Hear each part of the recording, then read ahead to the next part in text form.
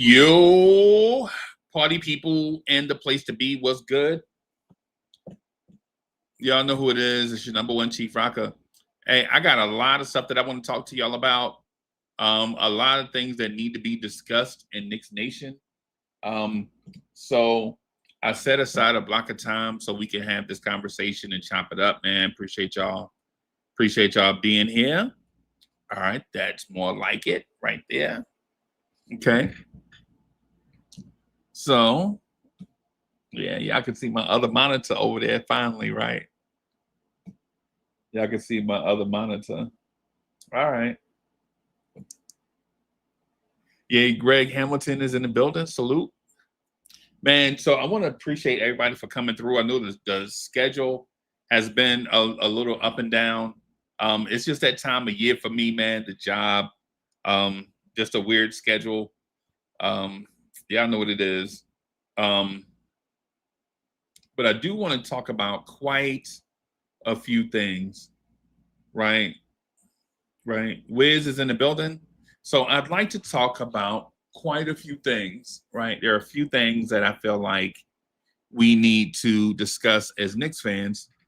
And I'll start with the reasonable things first. And then we can get into like the fandom. So starting with the reasonable things, the Knicks have a lot of injuries. The Knicks have a new coach.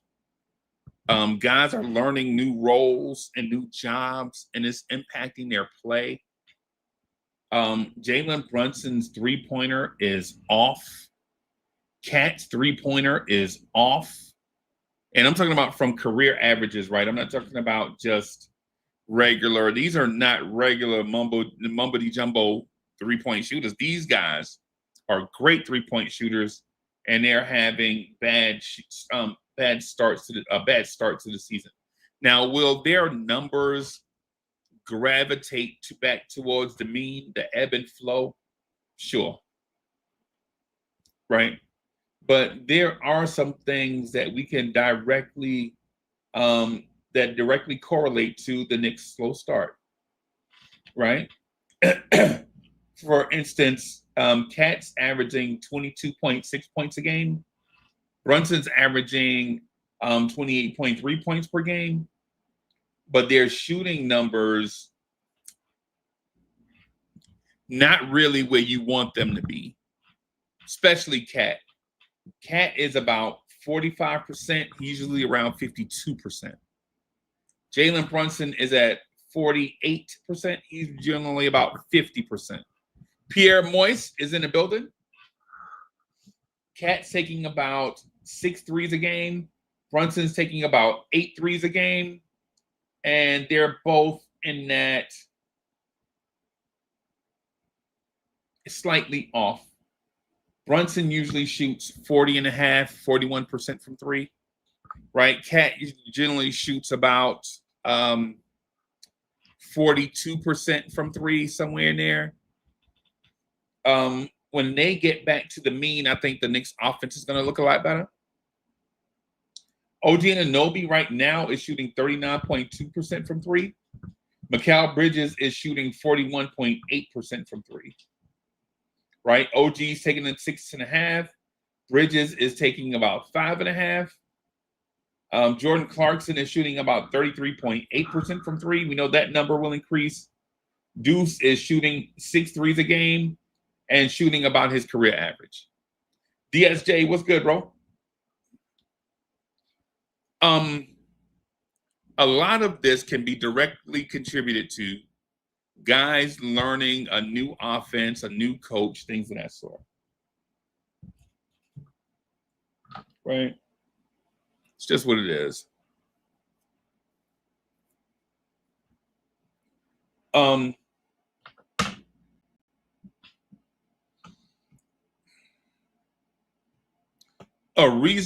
Someone reasonable will say, you know what? Tibbs isn't here anymore. Guys are into new roles. They're trying to figure out some things. And by the time January 1st gets here, everybody will be used to what their new role is. And things to be better. But I'm not talking to reasonable people. I'm not speaking with reasonable people. I am speaking to Knicks fans. Right? I'm speaking to Knicks fans. Something we learned thus far is Landry Shamet is invaluable to the Knicks. We didn't know that coming out of training camp. Now we do. Landry Shamet is third on the Knicks in free throw attempts.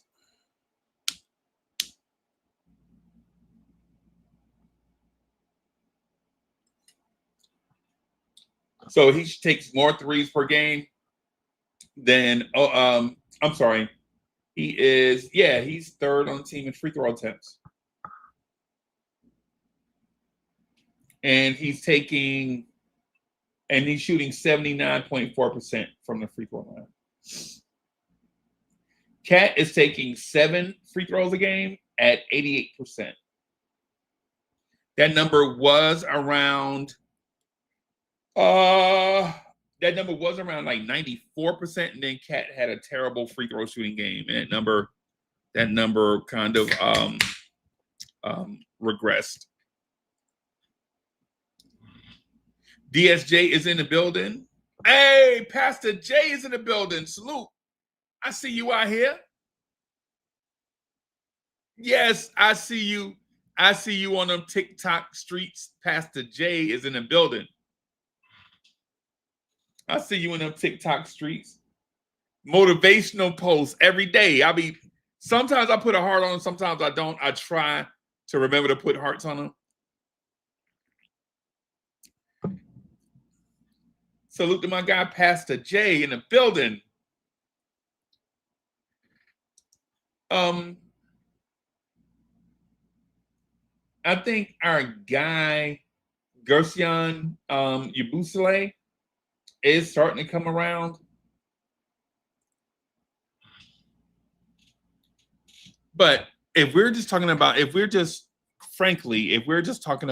like just being honest with each other, for smart people that are reasonable, what we would say is this.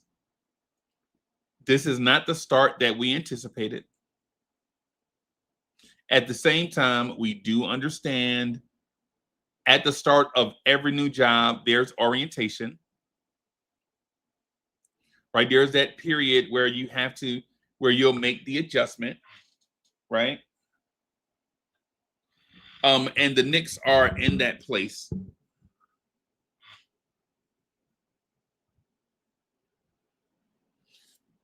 Right? Here's one of the things I wanted to point out, and I want everyone to understand this when I mention it. Miles McBride, Landry Shamet, Jordan Clarkson are in the top 1, 2, 3, 4, 5, 6, 7. So 1, 2, 3.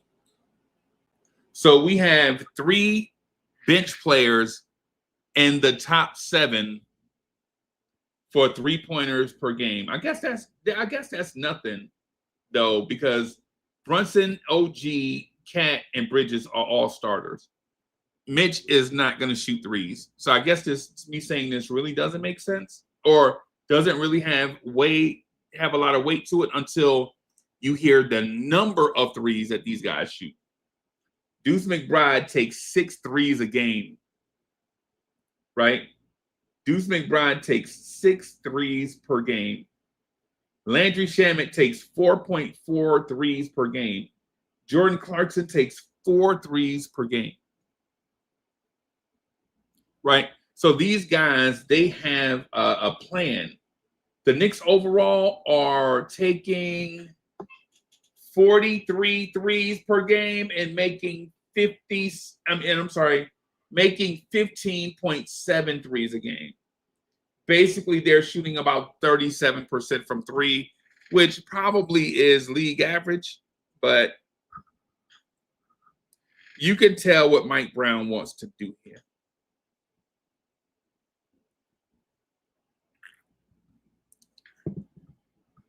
You can tell what Mike Brown wants to do here. He wants to put pressure and create driving lanes. Right? He wants to go. He wants to go. What he wants to do. Just wants to go. Just wants to go. Right? So for that part, we could see the positives in what Mike Brown wants to do. Right? Dripmore is in the building. Salute. Anyone in the, let me chat. I want to hear what positive things y'all have to say about the Knicks thus far. What things are happening now that you didn't expect? You didn't expect Mikal Bridges and Landry Shamet to lead the Knicks in three-point shooting, did you? No, you did not. You did not expect Mikal Bridges and Landry Shamet. Man, I got to get some shoe polish. DS, I got to get some of that Esquire shoe polish, bro. I don't know what's going on here. Right. But you didn't expect the Knicks top three-point shooters in percentage. You didn't expect that to be OG Anunoby, Landry Shamet, and Mikal Bridges. No, you did not. No, you did not. Right? You also did not expect Karl-Anthony Towns to be getting 7 free throws a game. No, you did not. Because Karl-Anthony Towns gets the worst whistle in the NBA, and I think everybody knows it. It's accepted. It's a generally accepted practice that Karl-Anthony Towns does not get the whistle. It's a generally accepted practice. Like, he get fouled going to the rim, so what?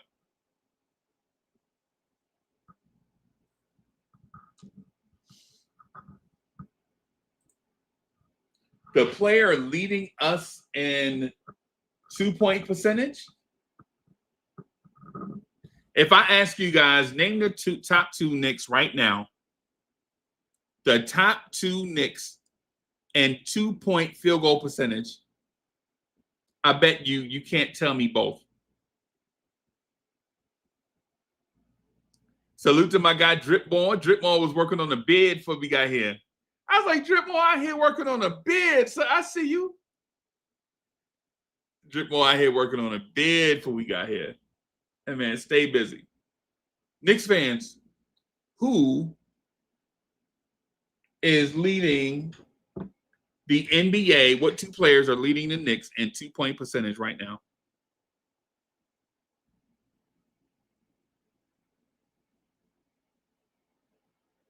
Just hitting somebody up real quick.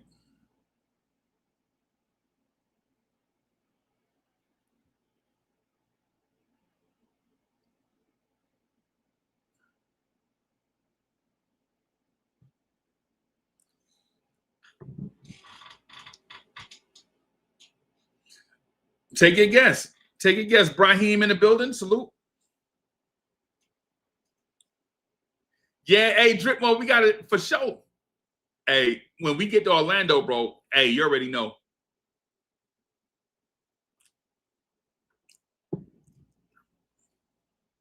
When we go down south, bro, you already know.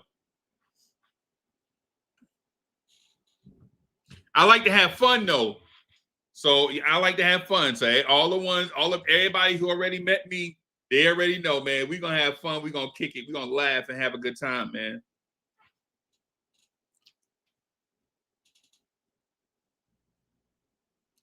So yeah, for sure, Dripmore, for sure.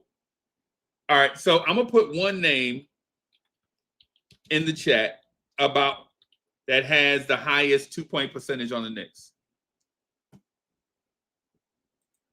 Y'all knew this already, right? That's one. Y'all knew that already. Here's the second person. Second highest 2-point percentage on the Knicks.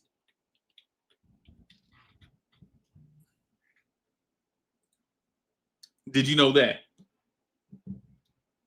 Did you know that?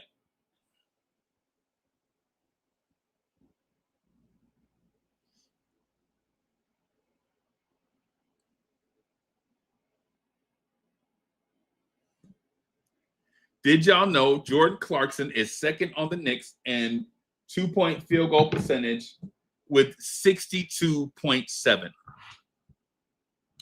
What drags his field goal percentage down is that he shoots 33.8% from the floor. But for the season, Tory B in the place to be.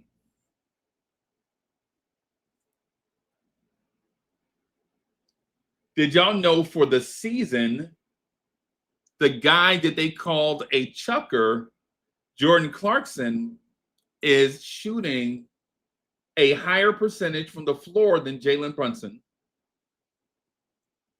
Did you know that? That thus far during the season, of course, on a smaller volume, right? Of course, on a smaller volume, Jordan Clarkson is shooting a higher percentage than Jalen Brunson.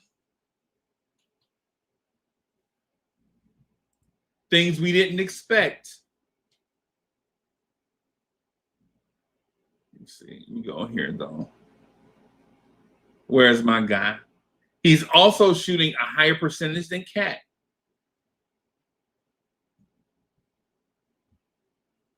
Outside of Mikal Bridges is shooting 51.3% from the floor. Outside of that, most of the other guys that are situational or in and out of the lineup, because Mitch is shooting 65.4, but Mitch hasn't been able to play consistently, and Mitch only takes 3 shots per game. Right? Ariel Hook Party is not a regular contributor. So our wings, Clarkson, Bridges, Hart, Shamet, McBride, they're all pretty much having really good offensive seasons. And so when I say that, what do you guys think? What do you guys think about the offensive season these guys are having? Tell me what y'all think.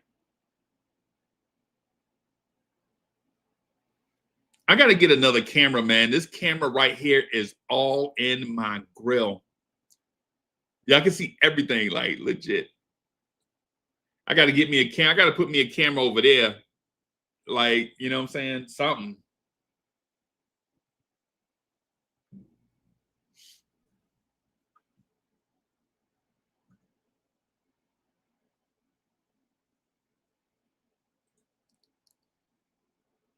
Yeah. All right. Tori B says, our offense is great. Yeah, oh, wait a minute. It's the defense. Oh. I was going to try to talk about the defense later. But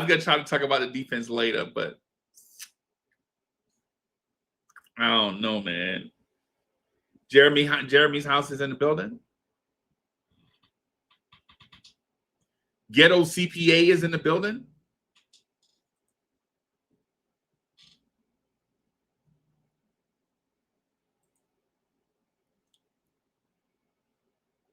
Jeremy's house says, I'm really happy with JC.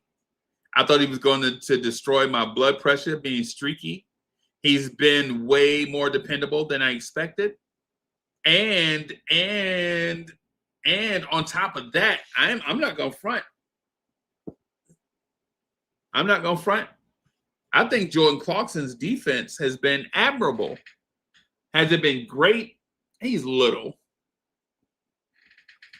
Right? Jordan Clarkson is little. And he's guarding wings sometimes. So, you know, his defense is not going to be fantastic. But at the same time, though, he didn't have the reputation of a defender.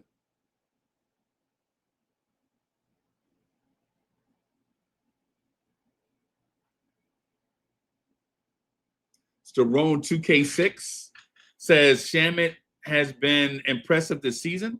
Absolutely. Absolutely.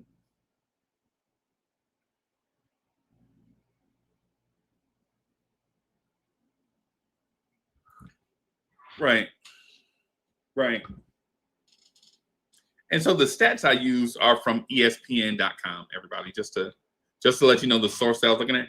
Every time I go to cleaning the glass, I'm like, ugh. Cleaning the glass looks like a nerd put the site together. Like it's not made for like regular Joes like me.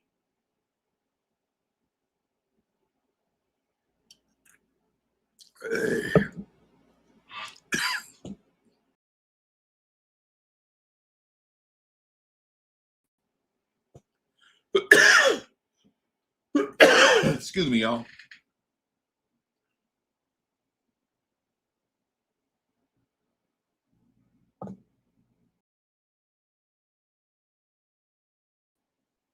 That's what I get for drinking zero sugar soda. I should be drinking water, but I drink so much water during the day. I drink water, put cucumbers in it, put lemons in it, do all that. You know what I'm saying? Yeah, drip more. It's zero sugar. Man, I was like, yo. So I slice up cucumbers and lemons and put them in a joint.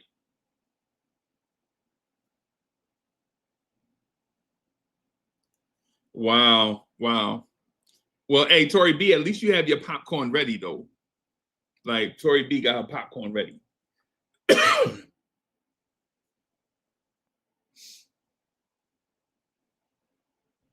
Right. But so I have a routine. So I have a routine, though. Get up, knock out about 100 Drew Hills, right? Legit do about 90. Excuse me. 90, do about 90 seconds of the running man. Yeah, man, trying to get back. It's R&B season.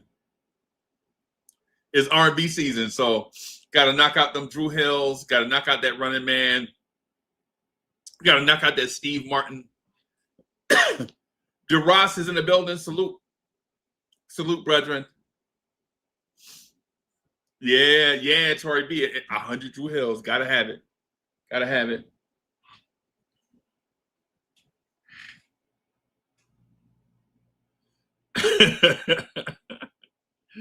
Yo, hey. Yeah, man. Ghetto CPA is in the building. Salute. So, okay, where's my guy? My guy was supposed to be here. I'll put this thing here.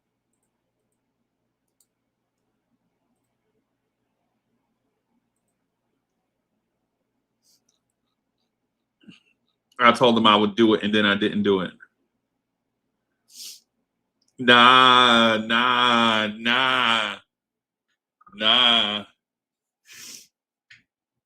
man. I probably grab like 2 big spoons of peanut butter and like do push-ups. There he is, my man. Yo, as we trading towns yet? Where we at? Nah, I don't think so. I don't think so. I mean, to keep it a stack, bro. I think it's so early. You know, I think it's so early. I think we got to give this thing some time to cook. Right? I there were some things that happened last season that made us think that we could just basically throw our jersey out there and we'd be good. But I must say though that we probably need to ease off that a little bit and consider more we got to go out and beat people. What do you expect to change for Cat? Obviously, defensively, this is what we get because we know his sleight of foot. Thank you, my love. My question to you is, what do you expect to get from him as it relates to offense? Where's his sweet spot? I'm not sure where it is. I know how. Let's look at our top scorers, and we know how Brunson gets his. We know how Michael gets his. Even OG when he's hitting his 3 pointer, he's inside out, outside in. He starts with the three, and then they try to drive him off the line. All right. Hell, even Hart speeds up the pace. But where is Town's spot? And that's what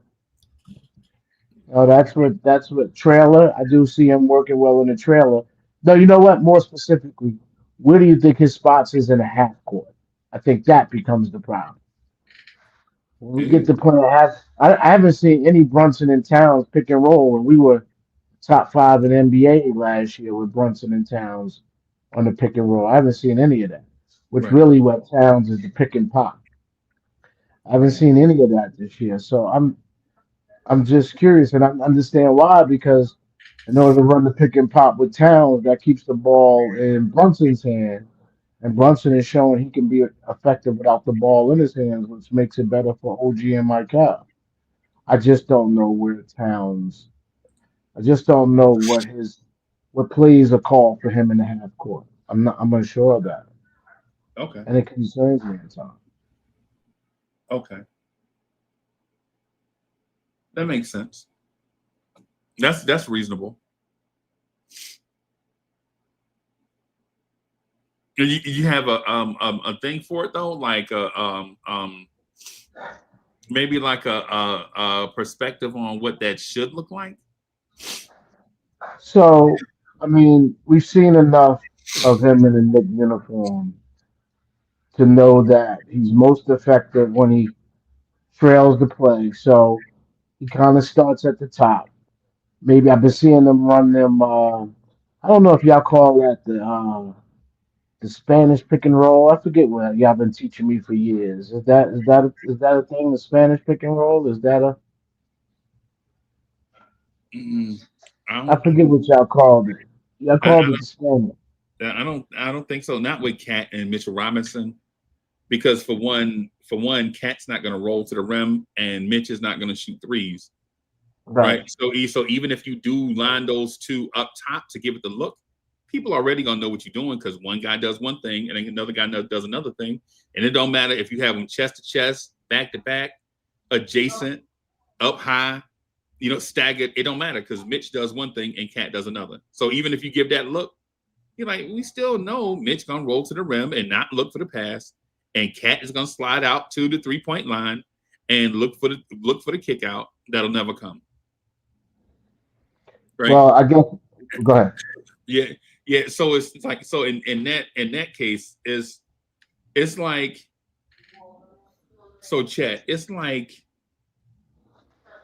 and no disrespect to anybody from Essex County, but it's like when Essex County used to come to Hudson County to run track. They Oh, know we they not smoked it. winning. We They know they're smoked not it. winning. I don't even know why they took the bus over there. Why I y'all used to why tell y'all them. load up the activity I used bus? to, Y'all know you're not gonna win that. I used to tell them, meet me at the armory. Let's just take it to the armory, baby. So I can smoke y'all. So I can smoke y'all best. Let's go up north. We used to be like, we called it going up north. Right. I went to Dickinson, bro. Y'all know I what it know is. where you at. I know where Yeah. you was at. Yeah, That's up yeah, north, though. yeah. I went to Dickinson. Dickinson Rams, bro. Maroon and white. Y'all know what it is? That's that's a little north. That's northeast. That's northeast for us. You know, Yeah, yeah, yeah. Y'all know. northeast. Let's But go up there. yeah, yeah. I was talking to a guy that we do a show with once a week a few minutes ago. Well, I guess it's been Oh about Lord. Oh Lord. I guess it's been about an hour ago. And so I think he has the same questions. Where's Cat getting his in the half court? Yeah, like can you get he said it in a he's phrased it to me in a different way.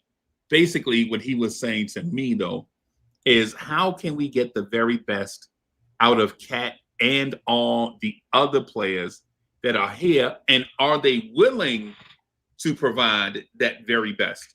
Because that's the thing. Are you going to be a willing defender? Are you going to be a willing passer, willing shooter? Right? That's the thing I guess that a lot of people are really kind of concerned with. My I'm not concerned at all. Yo, Nick Yak in the building. Allah Wise is in the building. Salute, peace, peace. D Ross in the building. Salute to the good bros. Salute to the good bros. Yeah, man. Yeah, man. So it's part of that is stuff that we'll have to work out within the next 20 games before you start thinking about trade. Because right now I think we're what 15 games in, and so you don't think about trade or anything this early unless you have a significant injury, right? But at the same time, there's a 20-game window right here, Thanksgiving to Christmas, right? Thanksgiving to Christmas, and then you start making your decisions. So my thing is even with that, you kind of got to speed up this time. Coach, what's good, bro? You got to kind of gentlemen. Coach, what up, man? What up, bro? What's Yeah, man. I'm gonna put Coach up here on the top. Sorry, I didn't mean to cut you guys off. Nah, is that a Pat Ewing card? That's a Pat Ewing card right there by you. Oh yeah, that's his autograph too, right here. Oh, that's fire, bro. Yeah. You better sell that. You saw a cat just made 72,000. So Yeah. Let me finish this point real quick before I lose it though, just real quick. So 15 games and you have like a 20-game window before you start like thinking Jumping about trade. Right. The only thing is you probably have to speed that up a little bit because Mitchell Robinson's injured. What's his name? Shannon's injured. OG's injured. And so what you want to do is kind of make the decision early enough where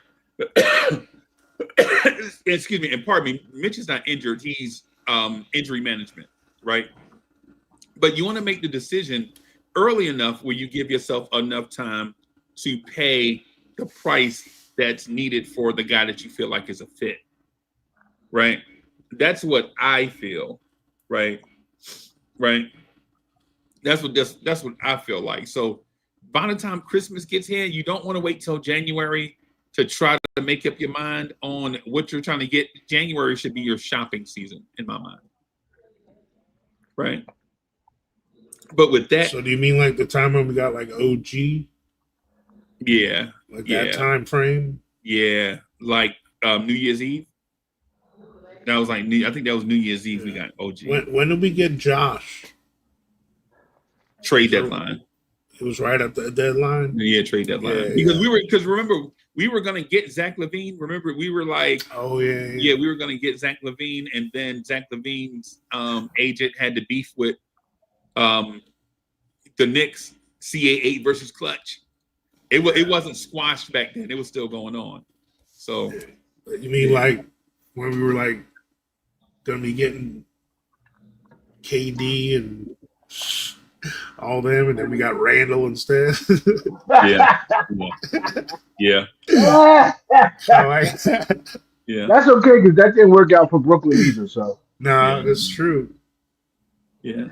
Hey. I guess for me, we're running him. He's setting these high picks for the guys that's floating around the wing, around the 3-point line, right?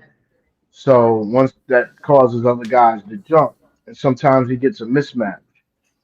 But Orlando, that doesn't work because their whole front line is 6'9", 6'10", 6'8". Right. Yeah. Athletic. So they can switch. They're not falling for our motion.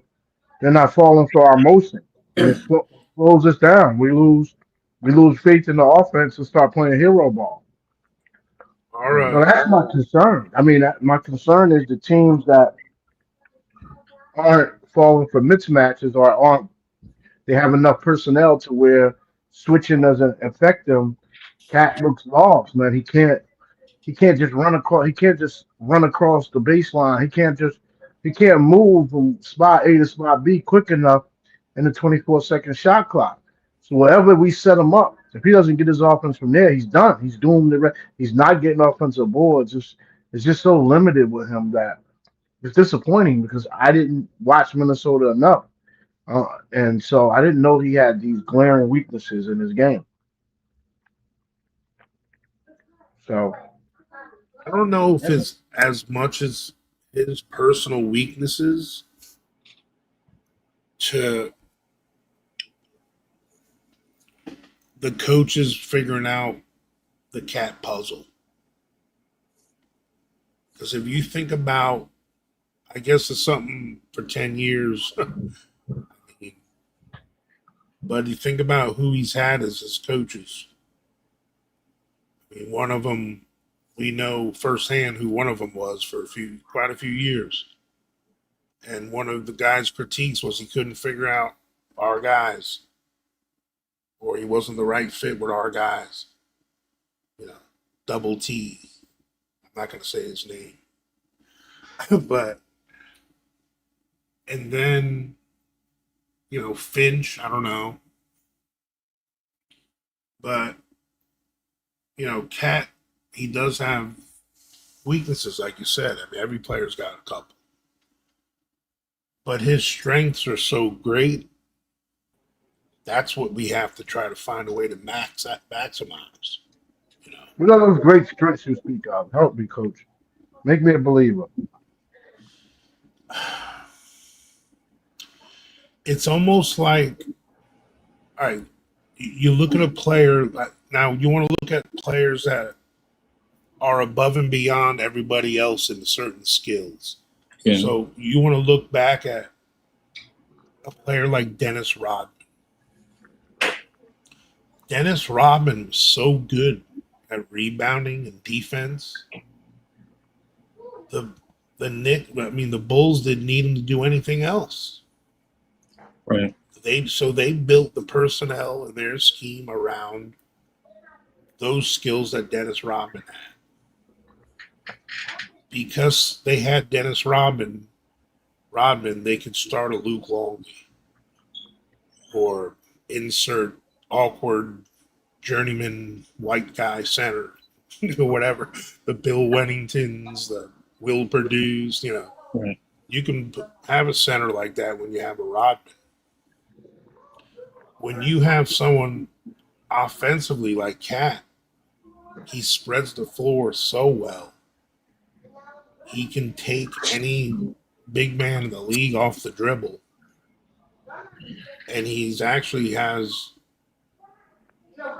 an aptitude for finding the right guy. I think we should use him in a dollar store version of what Jokic does. Personally, that's how we're going to maximize Cat. Instead of finding a way to get him some offense, actually run the offense through him. Because the other guys are flexible enough in other areas that we can flourish offensively like that. I can't. It's impossible for me to intelligently argue with your point because we haven't done it yet. Let's Right. hope. I'd like to see what it looks like then, because I do got to be honest with you. I watched the run that they made to the Western Conference Finals his last year with the team, Mm-hmm. Right. and he was pounding the rock. He was directing the offense like a point guard, and he did quite an amazing job. Mm-hmm. I don't know why we're not doing it yet. So I gotta give you a chance to hopefully see that happens. If Like, it doesn't happen though, coach, then right. you gotta, by your own admission, at some point start to understand that we're not using Salute, him brother. for his best. Drip Yo, what's up, ball. fella? No, I agree with you 100%. And and Sir, we up My in man. here. we've seen this year on a couple of trips down the floor where they do that. Cat gets it at the top of the key and initiates the offense, and it's Right. looked good a few times he's done it. So it's almost like what we did with iHeart sometimes when he was here. Right. You know, so like if we can do that with him. I just think he's gonna flourish in that So I hope they find a good mix of it. If you look Right. at, we're already philosophy wise, even though these last couple games seems like we've slowed down and Brunson's been dribbling again a little. Okay. Brunson's usage is way down. You know, Right. I don't even think if he's top 10, he's barely top 10 in usage, which is crazy for a 28 point per game score. That's also the point guard. No, he's adjusted well. He's adjusted Yeah. well, coach. No, I'm very proud of him. Like, imagine we had an elite second guard next to him. Like, imagine we had a Darius Garland type of guy. That not like, doesn't have to be a superstar, but just like a Colin Sexton kind of guard. Oh no, no, I'm not saying I want him, no. I knew we were gonna drip more. I knew we was headed down this road. but no, like one of those two-way guards that can. I mean, Clarkson's kind of like that, but he's too much shooting. Yeah, I think Colin Sexton Clarkson. is two-way? No, not two-way. I meant more of a can distribute or be a shooting guard, Okay. like that kind of two-way guard, not two-way offense. You mean defense. combo guard, like Combo, yeah, combo guard. Misspoke. But yeah, I like the games that Brunson look for me.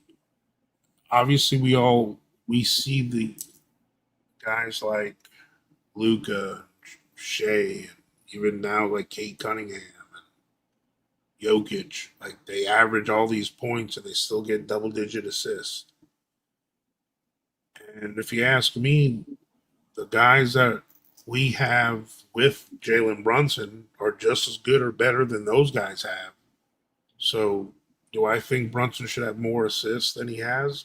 I think he should. I mean, does that make us a better team?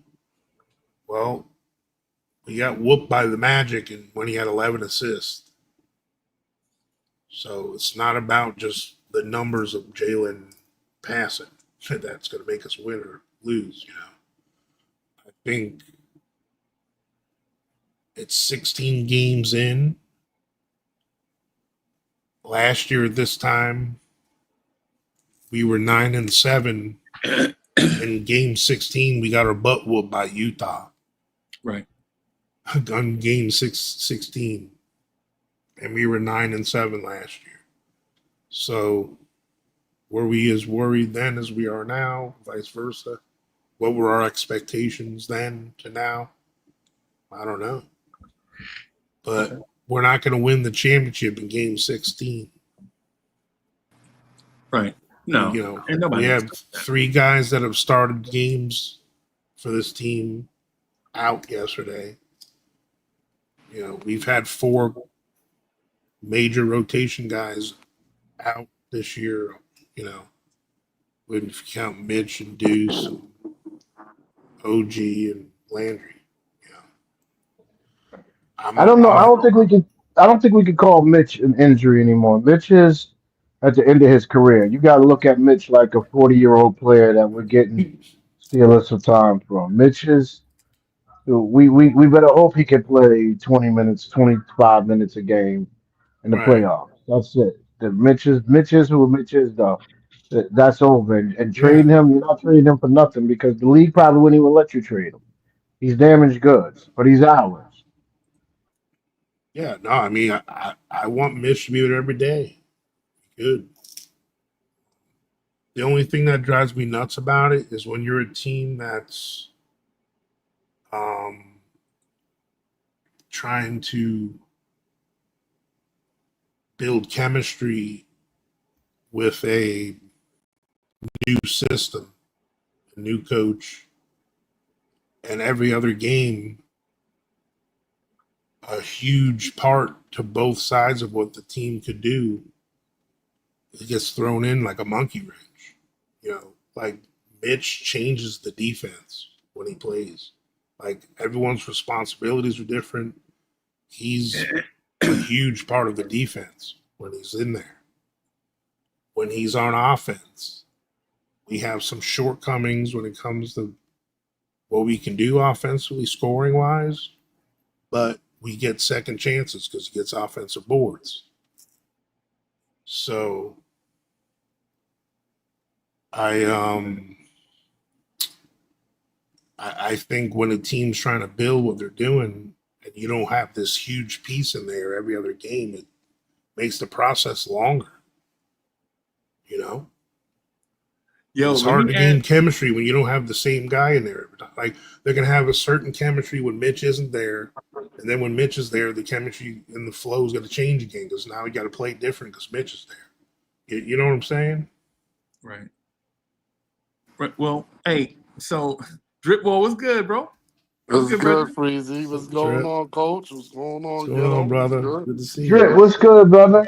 What's good, man? Your man turned 50, a part of the 50 crew now, bro. Hey, welcome to the club. Welcome Hey, to the man, crew. I they just call got it in here. the I just mail, got here bro. this year too. Oh, word. Okay, Coach. Let's go. 50 crew, Yeah, we that up red, in white, here. and blue card is in the Yeah. mail. Yeah, your AIP on the way. Me and Freezy's in here. My AIP card is a little got shrapnel. I gotta order a replacement card. Yeah, No man. doubt. Yeah, That's why I man. Or call him Uncle memorize that Freezy. number or something. Like, you know I, what Mhm. I'm I, saying? I got to become a coffee drinker so I can get that senior citizen discount and feel special. Oh, Bim, Lord.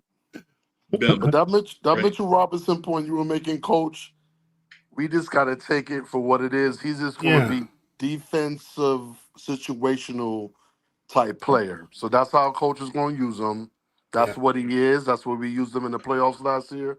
That's what he's going to be. A strong 15 to 20 maximum. Use him up, sit him down. And your other point about the guard that you want next to JB, that's JC. That's him. Yeah. I think so With too. yeah, without the quick threes. Because Right. if you watch the game, like Freezy had said about JC, when he goes to the hole, bro, his averages, I seen him lay up big men all day Yeah. yesterday. If you watch how he lay, he doesn't speed to the basket. He puts his body into the big man. You know Yeah. that big man from Brooklyn? Yeah. That big Yeah. guy that was getting yeah, he was leaning into him, laying him all day. Yeah. Hey, JC, Clarkson put all 187 pounds on that man, bro. He a No, man. that's why I was saying, like, during the playback yesterday, I mentioned that car. I bet you, like, if they had a one-on-one tournament, on the Knicks with all the players, I bet you it'd be like him and Brunson, like, would be the final two. Like, because Clarkson, when he gets in that paint, he just has some nice little one-on-one. He finishes tough shots, and he's a very underrated finisher by the rim. Yeah, the Right. floaters too. The floaters is Yeah, automatic. So like it's just a he's mentality thing with JC. It's a mentality he's thing. still very athletic. Oh yeah, You yeah. know, Yeah. He still gets it. If he goes to the rim, he's gonna dunk. But like I as was long so as he surprised, like that two-hand dunk he did the other day was just like that's easy. nothing. It's It easy. was It's easy. regular. It's regular for him. As long as we just have to slow down the threes with him. Yeah, And once he starts going, because when he goes to the rim, bro, his percentage, Freezy said it earlier before hmm you got on, his percentage at the rim is phenomenal. Nobody can stop him. I haven't seen Right. yeah, nobody's. And then he was picking up a lot of fouls going to the rim. If you noticed that game yesterday, he yeah, was going to the line. That coach need to get into his head and let him know, bro, you're unstoppable going to the rim. The only other player that we have that's unstoppable like that Right. is JB. yeah. So keep doing your thing. Go to the Right. line. Get the other. Right. Yeah, because That's that what it one is. game he led the team. He had like 11 free throws a couple games ago when JB was out. Like Clarkson kind of took on that JB getting into the paint, stuff from the guards. Yo, one What of was the your things. question, Freezy? You was about to go with. So one of the questions I'm gonna ask you, I gotta put you on the spot, right? One of the questions I was gonna ask the chat, but since my brother here, this and everybody, this is like my younger, richer, more handsomer brother on the screen with me. You know what I'm saying? Like whatever. Y'all know what it is, right? But as I look at the stats, like stats in general across the league, teams that dominate a certain style of play in this league have megastars, right? And then teams that have multiple superstars, they kind of bring up that next group, right? So when I look at field goal percentage, the Lakers and Nuggets shoot 50% from the floor, right? When we look at points per game, I think the Nuggets are second. Houston, OKC, like these teams, some group of these teams. Now there are going to be some outliers, right? But these teams have megastars. My question to y'all is Jalen Brunson or Karl Anthony Towns a megastar? And if they're not, do the Knicks need to go get one in order to get to the promised land? Go ahead, Drip. You go first. I was going to ask you first, I think. Yeah, I mean, JB and Cat are megastars because of their gravity and how they pull. But it Right. depends on what their approach is at that particular game and what they decide to do. So just like JB, when he decides to go to the hole every time, pivot, pump fake, up, under, and all of the little things that he do, he's a megastar. Right. When he wants to step back and do that little pretty three and just settle for that, that's when he goes down to a start, and that's when he goes down to average. So that's how our measure our megastars, depending on how their play is going on. But if you play down, if you don't play through your megastar, capabilities in regards to like gravity, like for instance, megastar Bodega was in effect yesterday. Did not Right. take 1-3, killing everybody on the block, laying it up. He missed three layups He missed some chippies, easily. yeah. He Because got if he, bumped on. Now, two of them he got bumped on. I'm like, why y'all ain't blow the whistle? But then there was one. I was like, yo, what you doing, bro? I said, "What you doing, bro?" But if Bro, he He you missed hit that them, putback. How he you would gonna have had just over dunk it? 40 points. Yeah, if he Yeah, hit them, he would have had over 40 points. Easy. yeah, yeah, Mm-hmm. yeah. So it just go ahead, Freezy. Now go ahead, bro. Yeah. So yeah, that's how I measure the megastar thing. We have two. It depends on their play because sometimes I see Joker. He's a megastar, so sometimes he settles for the three as well. He Right, gets lazy, and then he's not a megastar no more. So this depends on. We have two. We have a bona fide two on our team that both could shoot the three, and they got mid range, they got layup package, they got free throw percentage, they got team IQ. Yep. I think. Yeah, go ahead, coach. I was just agreeing with you. Like, Oh, okay. I Yeah, I think believe that. As I long as think they play to their strengths, they're megastars. Go ahead, coach. because of what JB has done since he's been a Nick alone, like what he's averaged in the playoffs, he won the clutch player of the year last year. I mean, what he's been doing late in games, um, yeah, and he's carried this team on his back. Um, for that alone, let alone just the eye test, what he's been doing, he's a megastar. He should be in the top 5 of MVP every year until he starts declining. Now, Cat is a megastar talent. Um, the only thing sometimes I think gets in the way Cat being a full fledged megastar is um, just some games he disappears. But I don't know if it's him personally disappearing, like choosing to disappear, or he relies on others to get him the ball. So that's the only thing that. Whereas Denver, they're already all in with running the show through Jokic, regardless of his position. Um, I feel like the Knicks, like I was saying earlier, I'm not saying the full-on Jokic mode. I think when we use that model of letting the offense run through Cat, Right. is what's going to take, because basically Brunson, because Jamal, let's look at someone like Jamal Murray on the Nuggets. He's a very talented player, and he gets on fire in the playoffs too. But Brunson takes that to even another level. That's why Brunson can definitely average what he averages now, even with Cat, the offense running through Cat still. Like that's why I've always said we should always get Cat going at the beginning of the game when he's at his freshest. It keeps him engaged and involved, and he plays better defense when he's cooking. He does everything better with more energy when his shots fall in, when he feels involved. When we start off the game ignoring him, not getting him the ball, I think he gets complacent and his head starts going some, you know what I mean? Like I just think he's the kind of player that you have to get involved immediately. And to me, if I was the coach, I would do that. I would run the offense through Cat.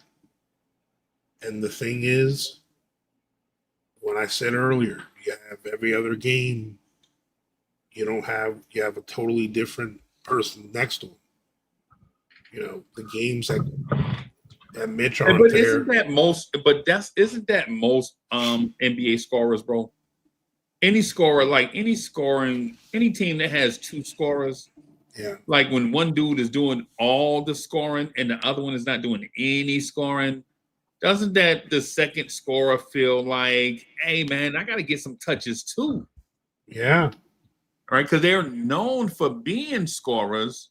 Like if you're known for being a scorer and you're an elite scorer in the league and you're not getting any touches, right? Exactly. Don't That's what's Absolute been facts. happening to Cat. Exactly what you said. right. So coach Right. hit it right on the head. Put Cat on a freaking foul line, give him the ball. You know that play, him and JB got 2 plays. Yep. That Right? give and go. So JB got that play. He pick and rolls with Cat and he throws it behind his back, and Cat is on the top of the key shooting a 3, right? Then Right. you got the second play where Cat is on a foul line. He turns his back and JB cuts to the rim and he throws the ball like Joker. He throws the ball right Yeah. over his On head. And target. Yeah. perfect. They need Yeah. to run that every freaking Yep. time. I At least the I fourth believe quarter. it too. Just keep on running it, bro. Run it. The only thing though is when you have and y'all bear with me on the comparison, right? Don't get carried away, right?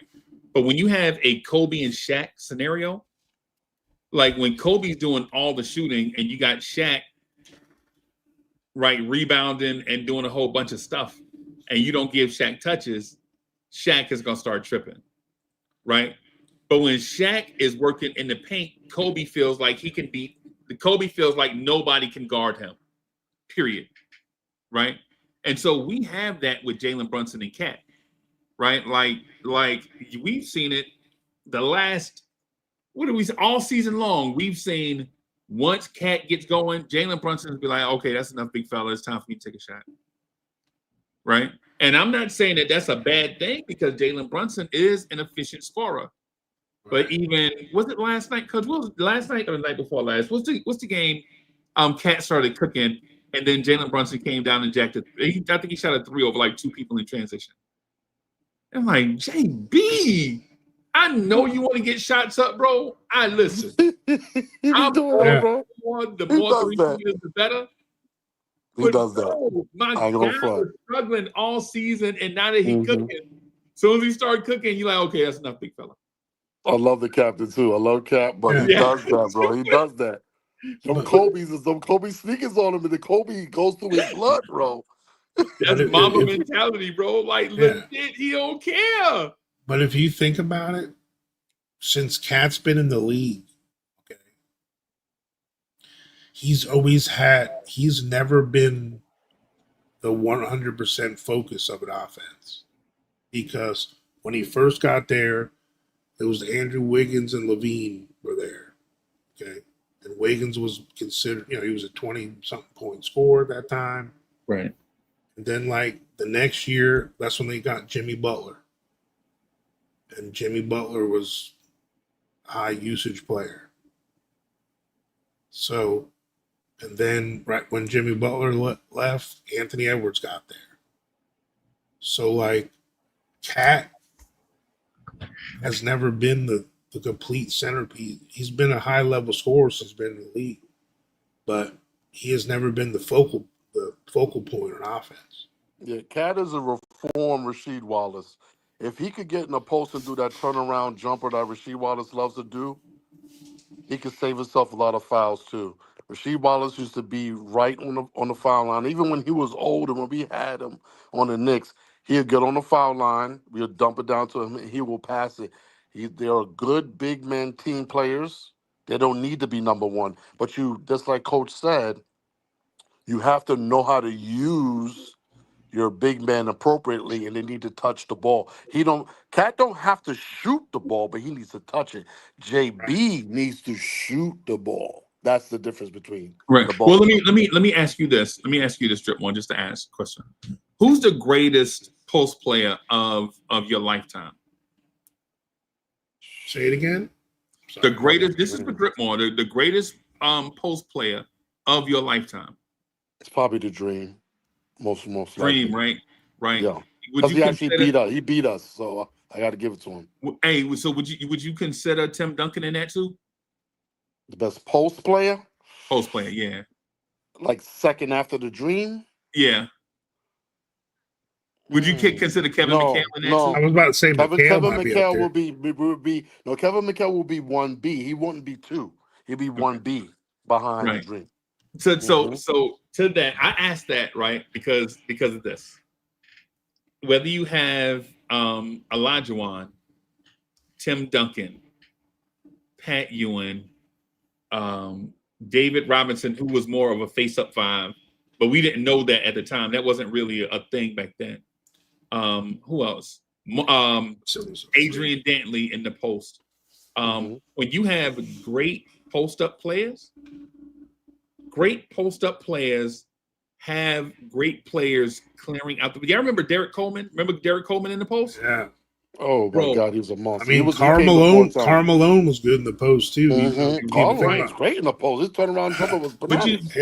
Right, but the thing I'm getting at though is y'all remember Arvydas Sabonis? Remember Arvydas Sabonis? Oh yes, the excellent post player, right? The one thing that all of those guys have that the Knicks don't have, and we don't speak to it, right, is they had great cutters, right? Like legitimately, when those guys played in the post for one, right? There was a thing called illegal defense. You couldn't just have somebody sagging off to another player or whatever. So Akeem could kill you because either you were double team, or either you were single coverage or you were double teaming. There was no exotic defense, like no zombie fake dude in the paint. None of that didn't exist. The NBA wouldn't allow it, right? Cat doesn't have that. You can do the zombie thing in the paint and take away passing lanes and all that stuff on post players nowadays. You couldn't do that back with Olajuwon, right? They'll call it illegal defense, right? Also, wing players back then, 6'7", 6'8", 6'9", athletic, jump out the gym. They didn't worry about shooting the three. They were slashers like Chris Morris. Anybody, y'all remember Chris Morris and Derek Coleman together? Yeah. On Jerome Kersey. Jerome Kersey. Sam long Vincent. arms. Yeah. Xavier McDaniel. Kendall Gills, all these guys, right? Nowadays, when you look at the Knicks roster specifically, not only are they not tall, athletic cutters, they're not aggressive cutters, and they're small, right? So now when Cat gets in the post, say you put Tobias Harris on Cat, you put a small guy on Cat, Cat has his back to him, this is barbecue chicken. But he can't cook him because Jalen Duren is parked in front of the rim with his feet outside the paint. Like, I know you want to come this way, right? So as soon as Cat go that way, he's got a small power forward on him and an undersized center right there, right? And then the cutters, we're running cutters through that are 6'4", 6'3". So even if Cat makes the pass to them in traffic, what's a 6'3" guy gonna do with the ball under the rim in the trees with Jalen Duren and them guys there, right? And so that's why when I hear a lot of people say that, you know what, man, Cat slows post game, man, it's not good. The circumstance is different, right? Cat's never going to be Pat Ewing because the NBA was officiated different, right? The NBA was officiated different. Pat could cook Olajuwon all night because Houston was never going to send a double team.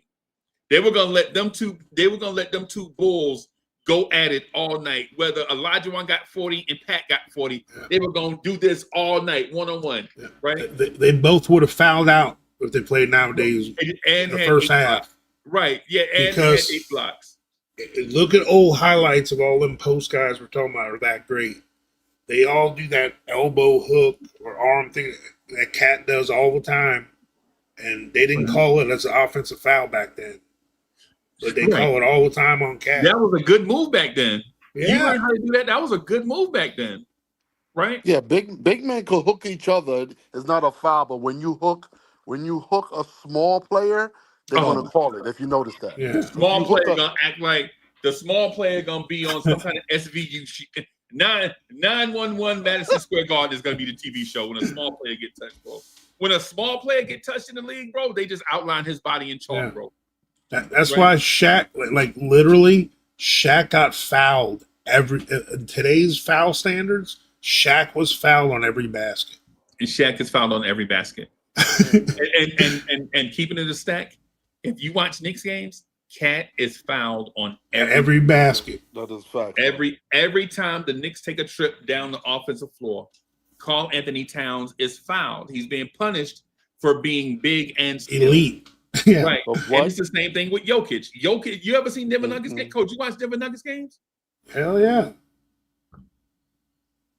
Like legit, Jokic, Wemby, Cat, these guys legitimately have to play small NBA ball in order to not get legislated out of the game, bro. Yeah. Cat needs to speak to Shaq and find out how to keep his temperament mid and not complain on every call. Because if you telling me that Shaq got fouled on most of his plays, you never seen Shaq respond like a monster. You never see him lost control. So Right. whatever Shaq had to keep himself mellow and calm and keep his temperament down, I believe that maybe that was Phil Jackson helping him with that temperament. Because he would have been right. So Cat needs to study Shaq or maybe give him a call. I know they both from Jersey. Right. Big up on my Jersey crew. Yeah, man. Give Shaq a call and find out, Shaq gonna tell him like, bro, I know you getting fouled, but remember that time we had a game and Cat was getting interviewed by the TNT crew? Oh yeah. And the was back first when he was. thing they told him and say, Cat, you gotta stop. You gotta stop with all that antics, bro. You'll tell him, coach. Yeah, and even I remember when he was on Minnesota, they used to say, man, Cat, you just need to be like they see it in Cat, like, bro, you need to go inside. Like, you bully these dudes. They can't stop you.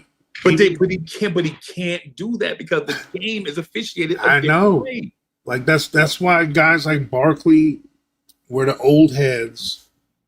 It's hard they're right in a sense, but they don't understand the whistle now. They could not. It would drive them nuts. Yeah, they would go crazy. Like, because it was like you said, it was officiated different. Yeah, and I'm not saying that other people that watch basketball are wrong. What I'm saying, consider these things, right? Because if you're a basketball purist, like most of the people in the chat are, they see Cat catch the ball in a position, right? He sees there's no ball up high, right? He sees nobody coming backside, right? Checks the other side, checks the defense. He knows he can either back down, face up, do whatever, right? But when Cat has, say for instance, Drew Holiday guard, say for instance, Drew Holiday, and I'm talking about the Celtics team from was it last year? No, it wasn't last year. Was it last year? Was Drew Holiday there last year? Yeah. I think it was 2 years Boston. ago No, when Drew Holiday was covering him a lot. No, Cat wasn't here 2 years ago. I mean, not two. I'm saying 2 years. It was last year. You're right. Yeah, it was last year, right? I'm thinking about So yeah, that's the thing. So Drew Holiday has his elbow in Cat's back, right? And people are like, "Yo, this is barbecue chicken." No, it's not. They're triangulating this dude, right? The first thing they're gonna do is take away his right hand drive with a dude that's 7'3", right? A dude that's 7'3" is the dude that's gonna take away his right-handed drive, right? Right. That's just what it is. If he keeps the ball low, every time a cutter comes through, they're raking at his hands, right? So he can't put the ball down low. So now you want Cat to face up on Drew Holiday and shoot fadeaways. Well, that plays right into the hands of the defense. Turn your post guy, right? Turn that post guy into a fadeaway jump shooter because the 7'3" guy that's going to cut off the drive is there at the rim to grab rebounds. So as soon as Cat does the fadeaway out of back, whatever, right? That plays directly into the hands of the defense. Now, what can you do? Like, what can you do to stop teams from doing that? It's easy, right? It's easy. If you had wing players that could cut to the rim and dunk on guys, right? Then now you're talking about the defense can't do this weird thing on Cat because now Porzingis has to have his head on the swivel because the floor is balanced and he can get attacked from any direction, right? But when you have, and I'm not knocking Josh, but when you have Mitch and Josh both on the floor at the same time, you have one 3-point shooter that's ball dominant and the other one is a really specific 3-point shooter. You kind of eliminate the options for Cat. Cat has to give the ball back up, and then Jalen Brunson has to call Mitchell Robinson out all 40 feet back out. And then while Mitch go out there, Cat has to run around the other side. And meanwhile, the shot clock is tick, tick, tick, tick, tick, tick, tick. And Jalen Brunson is dribble, right? But if you keep the floor spaced for every player, right? If you keep the floor space for every player, not just Cat. I'm not saying that Cat needs a personal spacer. What I'm saying is if you keep the floor space, Brunson doesn't have to dribble. He can size up and go, right? And attack, right? Mitchell Robinson can come out of the dunker spot or catch the lob, get the offensive rebound, make an impact. But as long as the floor is spread, these elite athletes can do a certain thing. But when you put non-shooters on the floor, it clogs up everything, right? It clogs everything. You gotta be. That's the thing with Cat. You can have Tobias Harris on Cat. Cat or cook Tobias Harris if it's one-on-one. We know that because coaches keep electing Cat to the All-Star game for a reason. Cat's not making the All-Star team because he's a 3-point shooter. Cat's making the All-Star game because he's a dynamic offensive player. Cat is probably a top 20 offensive center of all time, period. Right? Legitimately, Karl Anthony Towns' offense is better than Bill Russell's offense. These are facts. Right? The thing is when we blame one guy for one thing and don't point out all the other stuff that's going on over the floor, there you go. Then it's not fair because now we're saying this guy is the reason why we're not at the place that we should be at. When we should be saying if these guys were more synergetic, then some of this stuff would become easier because if when it comes down to brass tacks, isn't the point guard supposed to make the game easier for other people to score? It's a totality. It's not linear. Right. But we don't blame Brunson for that because Brunson's an excellent scorer. And he's the captain. Right. Yeah, that's what I'm saying. This guy, keep it real. He's the captain, so you really not going to hear too many. The only thing you want to say about the captain is what Freezy said just now: dribble, and you could say that about a lot of players, Kobe, MJ, et cetera, et cetera. But If we could, I think OG, triple OG, Yeah, Bridges, all those cutters that you're speaking about that we need, but they right, need to be more committed to the system that Brown is putting in with those cuts. But Brown has to utilize Cat on that free throw line extended so we could get those cuts that Freezy is looking for, and they need to right. cut hard and be ready to dunk the ball and finish. OG's gonna dunk, and then he's caught him on a couple of cuts. Yeah, And Bridges too, but we need to run it and run it and run it, and run it. almost like and run it. It's almost like the Golden You State, the way can Golden run State it, runs. run it. Run Right, it, like Tevin run Campbell. it, run it. right. It's like y'all remember Oklahoma City's football, Oklahoma Sooners football, when they had J.C. Watts and Jamil Holloway. They used to run the option every Oh play. Lord, Or they down run the it. They're throat. like, "What's the play, coach? Option." Oh, You know, you know what the play is. The play is we're gonna yeah, put this elite athlete in space. That's the play. You remember option to Charlie the Ward? right. You remember when Florida State used to run the disco offense with Charlie Ward, Oh, come on, baby. right? Yeah, Charlie With Ward. Charlie Ward. Yeah, yeah. They like, hey, they looking at Bobby Bowden and Mark Rick. They like, Mark, hey, Coach Rick, what's the play? Hey, we still got Charlie Ward. We still got Peter Ward. Hey, it's disco. We're gonna get the shotgun and let Charlie Ward make all the plays, and we're gonna force the ball to Peter Ward and let him make 8 people miss. And we're gonna be at the Waffle House eating in about 10 minutes. Like legit Florida State used to just destroy teams running the same thing over and over. So, but like Tommy Frazier, Nebraska. Oh, yeah. That dude single-handedly beat the Gators in that. He ran all over them. If we can't stop it, we're gonna keep doing it. That's what we can do with Cat too. Cat is a good my passer, only thing bro. though, but my only thing with Cat at the free throw line is this. My only thing with Cat is at the free throw line is when Cat's at the free throw line, you take one of your 3-point shooters off the floor. Right. And then if OG is cutting to the rim, you're taking one of your 3-point shooters out of the play. Right. So now if OG and Cat are in that confined space, now they can do it. Cat can shoot that free throw level jump shot all game. He can just shoot that all game long. All game long, right? That's a layup. Right. And OG can dunk on people all game long or go hit his free throws, right? Or the back cut. Right. But that means either Mitchell Robinson is in a dunker spot or Josh Hart is in a corner for 3. You feel me? You see how things get dicey when you think about it? Like, okay, so if that corner man starts sagging off for OG, Josh Hart's in the corner for 3. Now, Josh Hart shooting, I think Josh Hart's shooting a career high from 3 right now. Yeah, it's good. He's been hitting, bro. He's been hitting. But is he a 3-point shooter though? No. Like, Coach, do you trust Josh Hart to keep doing that? No. I mean, if he does it right away and stops thinking so damn much. Right. Like Josh Hart is actually an average catch and shoot 3-point shooter. Like if he just catches it, doesn't think about it, and shoots it, right, I usually feel pretty good. But when Josh is dribbling it around or he gets a hand grenade before the shot clock's done, I'm not a big fan of those Josh Hart shots because he thinks too much. Yeah, Josh, you know what Josh does, Coach, to your point, though, to that point?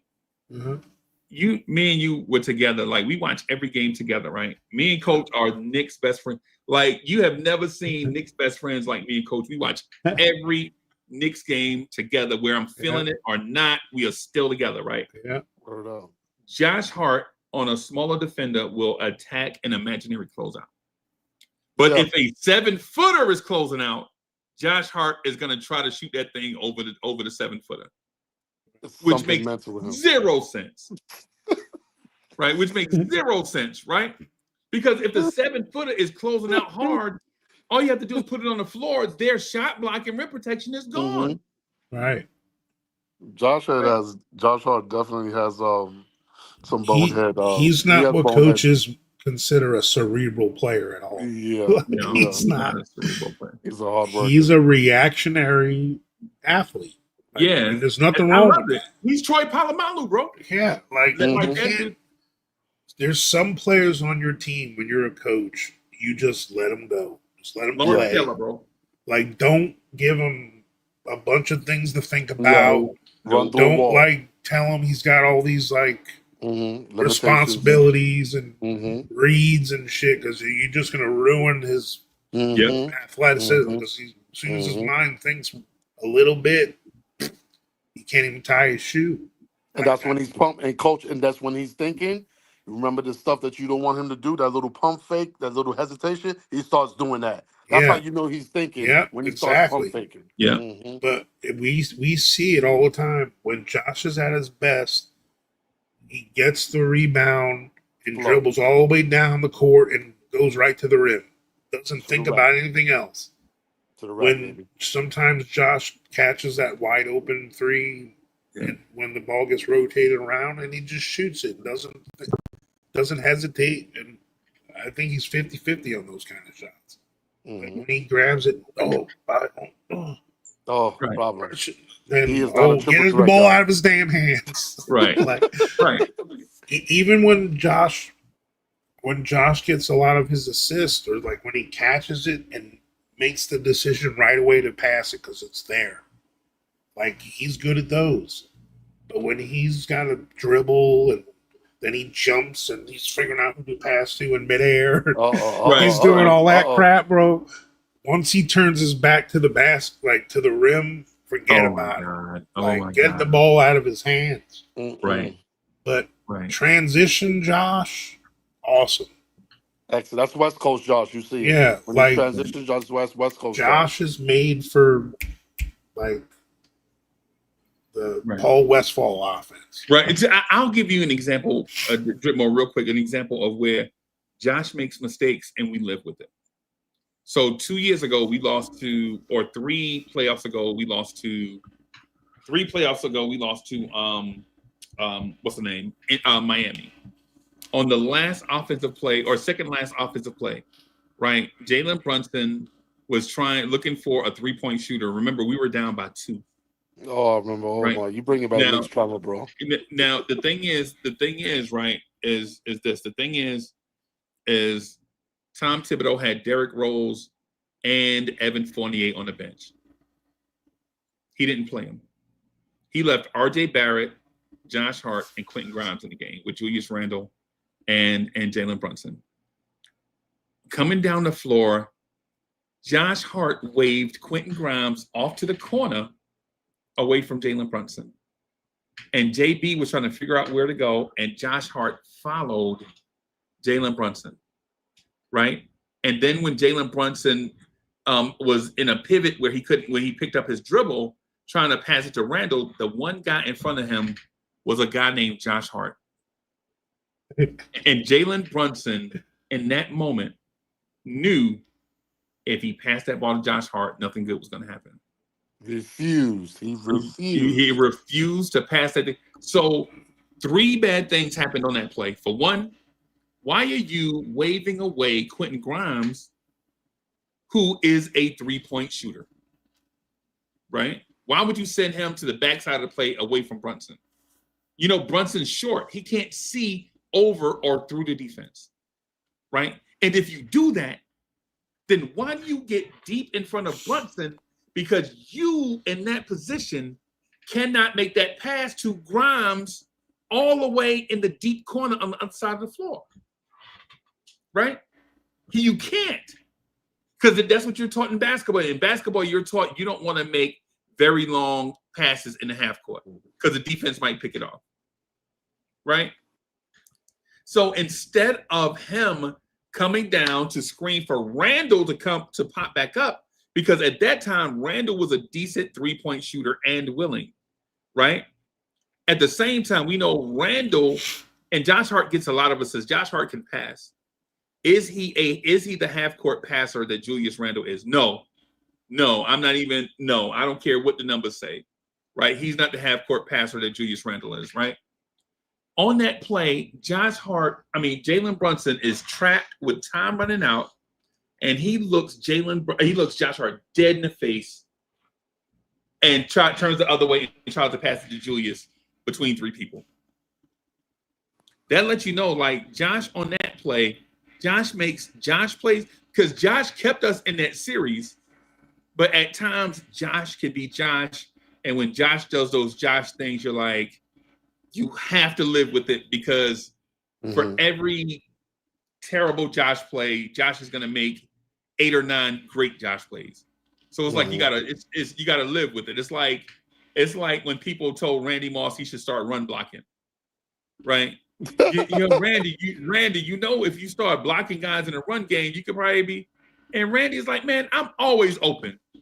Like y'all talking about the run game. Y'all talking about 7-Eleven. Yeah, man. 7-Eleven, baby. I'm always open. You talking about front blocking? Randy Moss. Yeah. You talking It's about like blocking. Yeah, man, like, no offense to Lamar, or the Randall Cunninghams of the world and all this stuff. But when they were at their best is when you were letting them run. Right. And all of a sudden you want to turn them into a pocket passer. It's not just Lamar, it's Fran Tarkenton role. Yeah. Steve Young, Archie Manning. For anybody that remember Archie Manning was at his best when he was scrambling, running around. Yeah. For anybody that remember those old Saints things where this dude out there running around with his shirt half tore off, just scram. Yeah, let them be who they are. Improvising. Even Josh Allen. Yeah. Like they're struggling for them, what their standards have been lately, because they're worried about him getting hurt. They start turning him into a pocket passer, and now that's not what he does. Nah, look at what's happening to the Eagles. Jalen, granted, they lost to Dallas, but their offense is weird because they're trying to count on Jalen Hurts to pass when that's not his strength. You gotta let them be a talented improviser. You gotta let them be what they're gonna be. Let their talent flourish, bro. Right. Don't limit. Just run the tush push every play. Tush push. Whatever it takes to win. Who cares what it looks like? Like everyone cares about. I don't care if we're the best defensive team or the worst. I don't care if we're the best offensive team or the worst. As long as we win, I don't care how it looks. If we win by scoring 140 and giving up 130, I don't give a damn. We just won by 10. Yeah. Right. We win. Every game gonna be different. Yeah, 108 to 92. All right, the defense stepped up this game. It's good. Right. I want a team that's because the only teams that win, like one-trick ponies, don't win. No, they do not. You got to be metamorphosized to your opponent. Always more. The flexible teams are the ones that win. Right.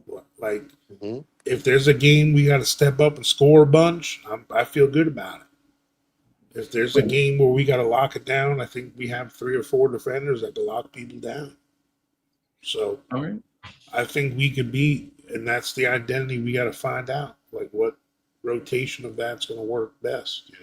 Hey, let me ask y'all another question. What is this team missing? And chat, I think the answers to this question is going to surprise everyone. Right? The answers to this. So chat, what is this team missing? I think we're missing. My problem is we're undersized overall. Like, you can win in this league with one undersized player that you count on. Right. We have too many undersized overachievers on our team. We got Brunson, we got Josh, right? We got Deuce. That's 3 guys that are very important to our team. And they're all undersized overachievers. Right. Like, they play bigger than they are, but sometimes it bites you in the ass. And technically, Mikal Bridges, when he's a shooting guard for us, he's a good size, decent size. But a lot of times we use him in that wing, small forward role. Right. And he's only 6'6". Barely 200 pounds. Today's NBA, that's not very big. No, that's not very That's big. not tall. So we're small. So when you got a bunch of undersized guys like that, you got to make up for it by being awesome in other areas. Yeah. So that's why when we don't have Mitch, we seem so small because we are. When it's just Cat and the four midgets sometimes. I just Yeah, I think we missing continuity in Mike Brown's system. Okay. Yeah, I think that's what it is. I think we have all the personnel. They may not be all healthy right now, so we just judging what we have all right now because OJ's not in the game and this guy's not in the game and some guy named Yabba Dabba Doo is running around. I don't know who the hell is this French guy. He's running around on my New York court. I don't know what he's doing. I don't know how he's rebounding. I don't know what he's contributing. And then we got some young guys on the bench that I Right. wish could run and cut. Because I know Cat. Let me tell you something. Freezy. Pakum Dadier, Muhammad, those type of guys, they could be utilized, but they need to master Brown's system. Because they could easily cut through, Right. catch those passes like you want, and dunk the ball. Muhammad is what? 6'8", 6'9". 6'9". They have a six listed at nine. 6'9". Yeah. With long arm, he could dunk the ball, bro. I don't need him to shoot. Just dunk the ball and play defense. Same thing for Pakum Dadier. You could cut. He's 6'8", I believe. He could He's catch six the ball. nine. They say He's he's taller six than Mo D. nine. What the hell is Yeah. going on? And then it's sitting Yeah. down. We need the young boys to play D and lay up and dunk. You don't have to shoot. And we need them to do that in a span of 4 or 5 minutes. Because that's all you're gonna get from Coach Brown. They But need that's to what I need look at them to like do. Jaden McDaniels. Right. That's what we need Mo Diawara and Look how Dadia to be Houston like plays. Houston can't McDaniels. shoot. Houston can't shoot at all, but Yeah, that's what they do. They have young boys, some long young yeah. boys, pause. They Jabari go to the Smith, hole. Tari Yeah, the Eason, twin, exactly. They Twin. go to the rack. They go to the rack. They tall, they go to the rack. They young. So I don't want to hear about that young stuff. I see a whole bunch of young people in the Yeah, whole league going to the rack and they dunking, laying up, shooting free throws, and doing their thing. So they could be utilized. I don't know how they're gonna get that spark, but I believe we have everything we have. There's continuity in Coach Brown's system. Everybody has to get accustomed to it. He has to utilize Cap more, and we got to get everybody in the mix. I Cat, don't Cat. care what they say about Dadier and Right. Muhammad. They need to raise their level. We need to raise their level and get them. We need to squeeze that fruit and get that juice up out of it. We need to utilize these cats, bro. They can't be 6'9" on the bench. You can't be 6'9" on the bench.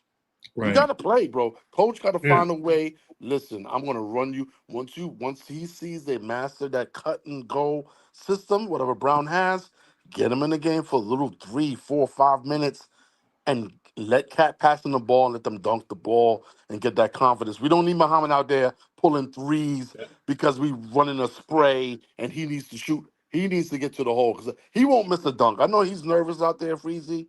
He won't miss a dunk, bro. He'll dunk the ball. He'll lay the ball You up. talking about Mo D? Yeah, That's what, Mo D, bro. bro. That's why Yeah. That's why our 3-point defense, perimeter defense is so poo because we don't have length in the backcourt at Yeah. all. We don't Yeah. like. You know how much more contest we would have if the guys were 3 or 4 inches taller with a few more inches reach. That's like a whole foot almost of you know Right. coverage when you defend the 3-point shot. When you I'm, have length, when you're short and someone 6'8" is shooting a three, it don't matter what the closeout is. it don't matter. Right. It don't matter what the closeout is. Because then once both players get off the floor, you'll see the advantage. Yeah. But This is, here's the thing. I'm gonna tell you what I think is missing, coach, and it's gonna be a rocking issue. I think this roster is missing toughness. right? I think this roster is missing toughness Physical toughness or mental toughness? and mental toughness, physical and mental, right? And every other toughness too. Whatever other toughness you can think of, I think they're missing it, right? Testicular toughness. Yeah. I think this Particular team, fortitude. and it's not Mike Brown either. This team has been missing toughness for years. We have a lot of pretty boys, Freezy. We got a lot of pretty boys on the team. There's a lot of light skinned dudes on this team, A bro. lot of light skins. There's a lot of tan dudes on this team. Bro. Some white mama's fault, bro. Right? And no disrespect. Yeah, I'll be the first to say. And no disrespect, but so our team has Jalen's and other teams have Jamarcus's, right? Take that as you will, right? Yo. My thing is Jalen is tough in a certain kind of way, but not tough. And for instance, I hear Knicks fans tell me all the time, man, when Joel Embiid broke Mitchell Robinson ankle, man, if I was Mitchell Robinson, I would have rolled over there and choked him out. Hey, Mitch let that man do him like that. Yeah. Mitchell Robinson legit let that man do him like that. Right now, and I know we're saying like, oh, but he was in too much pain, right? I get it. I get that part, right? Like that man was all that stuff, right? My thing is, this team got tough when we added PJ Tucker at the end of the year last year. For anybody that remember that, when all of a sudden, like when we add PJ Tucker, all of a sudden we walking different, like teams like a. I'm here to tell you, if it wasn't for PJ Tucker's presence, that Detroit series might have been a little bit tougher. Because Detroit, Facts, Freezy. they were tough. And we beat Detroit because of skill.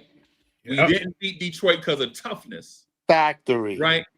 And so what I think when you have Mikal Bridges, who's a fantastic player, right? We have a Mikal Bridges, right? He's tough in a different type of, he's not confrontational. He's not going to punch anybody in the mouth, right? You have Jalen Brunson, right? You have Josh Hart, who may be the toughest of the Catholic schoolboys, but that don't make you tough. Clarkson might be our toughest player. Yo, Honestly. The fact that Clarkson may have to be our toughest player, bro, That's crazy. speaks to the entire thought experiment. Yeah, but Right? I think Josh is tough, but he's not mentally tough. Yeah, I think Josh is frat boy tough. He ain't street tough, right? I know what you're saying. And I know, and no disrespect to these guys, because every player is gonna bring something to the table. Like for what they lack in this toughness and intimidation, they make up for it with basketball IQ and skill, right?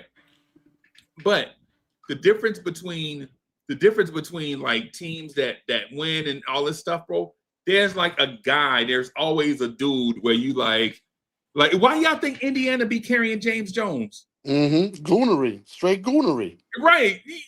Indiana carrying it. Why y'all thought Miami carried, what's the name, all them years? Udonis Haslam. Yep.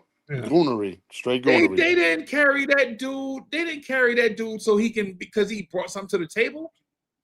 Right. And the one thing we know about the NBA and the salary cap is every dollar on that salary cap has to mean something. But they were like, you know what? Hey, man, screw that, bro. We got to keep Haslam here. Mm-hmm. You know what I'm saying? Man. Need a cleanup, man. Yeah. Mm-hmm. So who's that guy, Freezy? Who can we pick up a little cheap cleanup man? And we got to find somebody, dog. Because listen, how many times do you in the That's game? why I wish we went and got Steven Adams in the offseason, bro. Or something, yes. Or Alex Lynn. Y'all remember Alex Lynn? I was like, yo, we got to keep Alex Lynn on the roster. Right? So, he was on the roster. Yeah, he was on the roster. Like, look what Steven Adams is doing at Houston, bro. Right. I'm telling you, bro, that's right. That's and the no team over there. No disrespect to Jalen Brunson or Josh or Bridget, Those are quiet Right. boys. But how many times during the game you see Cat go to the rim and get accosted and nobody says anything? We're like, get up, Cat. Stop falling down, Cat. Or how many times you see Jalen Brunson go to the rim and get hit in the face and everybody like, I can't believe the referee didn't make that call. Instead of saying, oh, snap, he got him in a chokehold. Yeah, is there a Charles Oakley Jr. around? Right. Somebody. Yeah. Bro, what I'm saying to you is I don't believe in goon basketball, right? But I do believe in, like, you got to protect your own thing.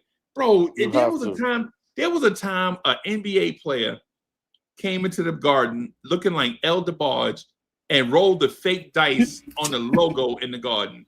You should have got lifted. And we was like, Freezy. yo, but he Bro, just, man, that's I how would have he came does off the it. bench and clotheslined. You should have got uppercutted straight up. Like, you know, and so my thing is, I'm not advocating for violence, but what I'm saying is the fact that people take liberties like that let you know that they feel like the organization is soft. Mm-hmm. They don't feel, they showing it. He did it on MSG4. Right. bro, when T.O. stood on the star like this, Pissed me off. and T and hit him. Remember that? Yeah. Terrell Owens almost his head knocked off by George. Exactly. That's what you do. Right. For the team. Right. And so think Like about when that. QBs get hit like late, them linemen, boy, they don't mess around, bro. Yeah, they don't play. They come over. It's on. They don't play. That's one of the things that I'm talking about. Like legit, the Knicks don't have a guy in the rotation or two.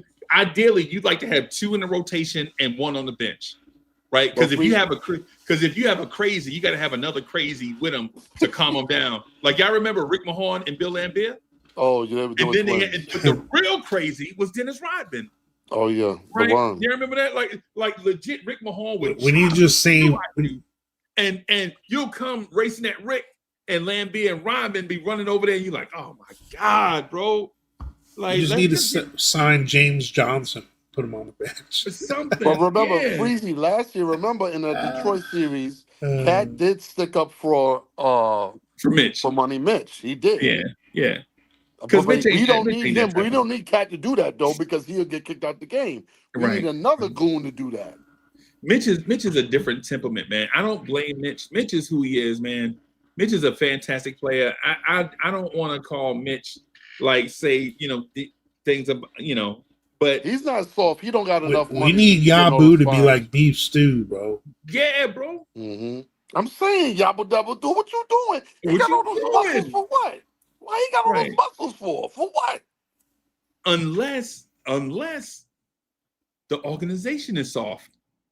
Unless from the owner down, they don't want it to be. I think Yabu's been having some good minutes lately. That's a good point, Freeze. That's a good point. I think they want to be more corporately, let's say, conscious about their image. Right. They don't want the goonery no more that they were known in the 90s. Yeah. They're trying to clean it up, Freezy. You're onto something. Yeah. Trying to clean it up. If you notice, they got a certain type of personnel on the team. They want quiet boys, clean boys. They want these, They want these uptown Manhattan boys. That's what they want. Yes. They want 33 and 6th Avenue boys. So yeah, that's Freezy is right. I mean, if you select a certain personnel, you're going to get a certain outcome. So there, Freezy is right. Yeah, there you go. Right. So you get what you get. I think Yabu is still figuring out his role. Yeah. And I think Mike Brown is still figuring it out.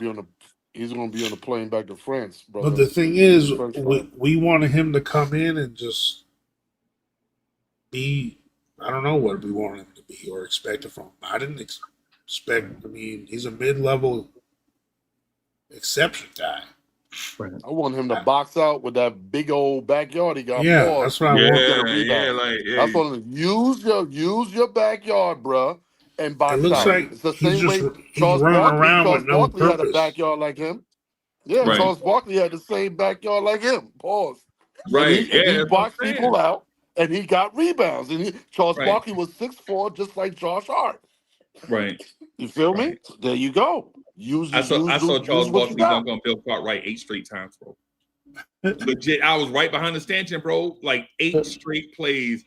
They used to call it the thump and bump play. I don't know if y'all remember when Rick Mahorn played for the Sixers, but that man Kick your legs out with the legit, bump. the man legit would get that Charles Barkley was smart. Yeah, bro. I don't know if it was Mahone. It was somebody they had, man. It's somebody they had, but man, Barkley would come around that screen, bro, and people forget how Charles Barkley was a freight train, bro, because he looked big, but that dude was a freight train, bro. Like that man dunked on Bill Cartwright 8 straight times, bro. Like I was like, legit, this can't even be real life. Like back in the day, we used to call it reruns. Y'all remember when reruns used to come on? Yeah.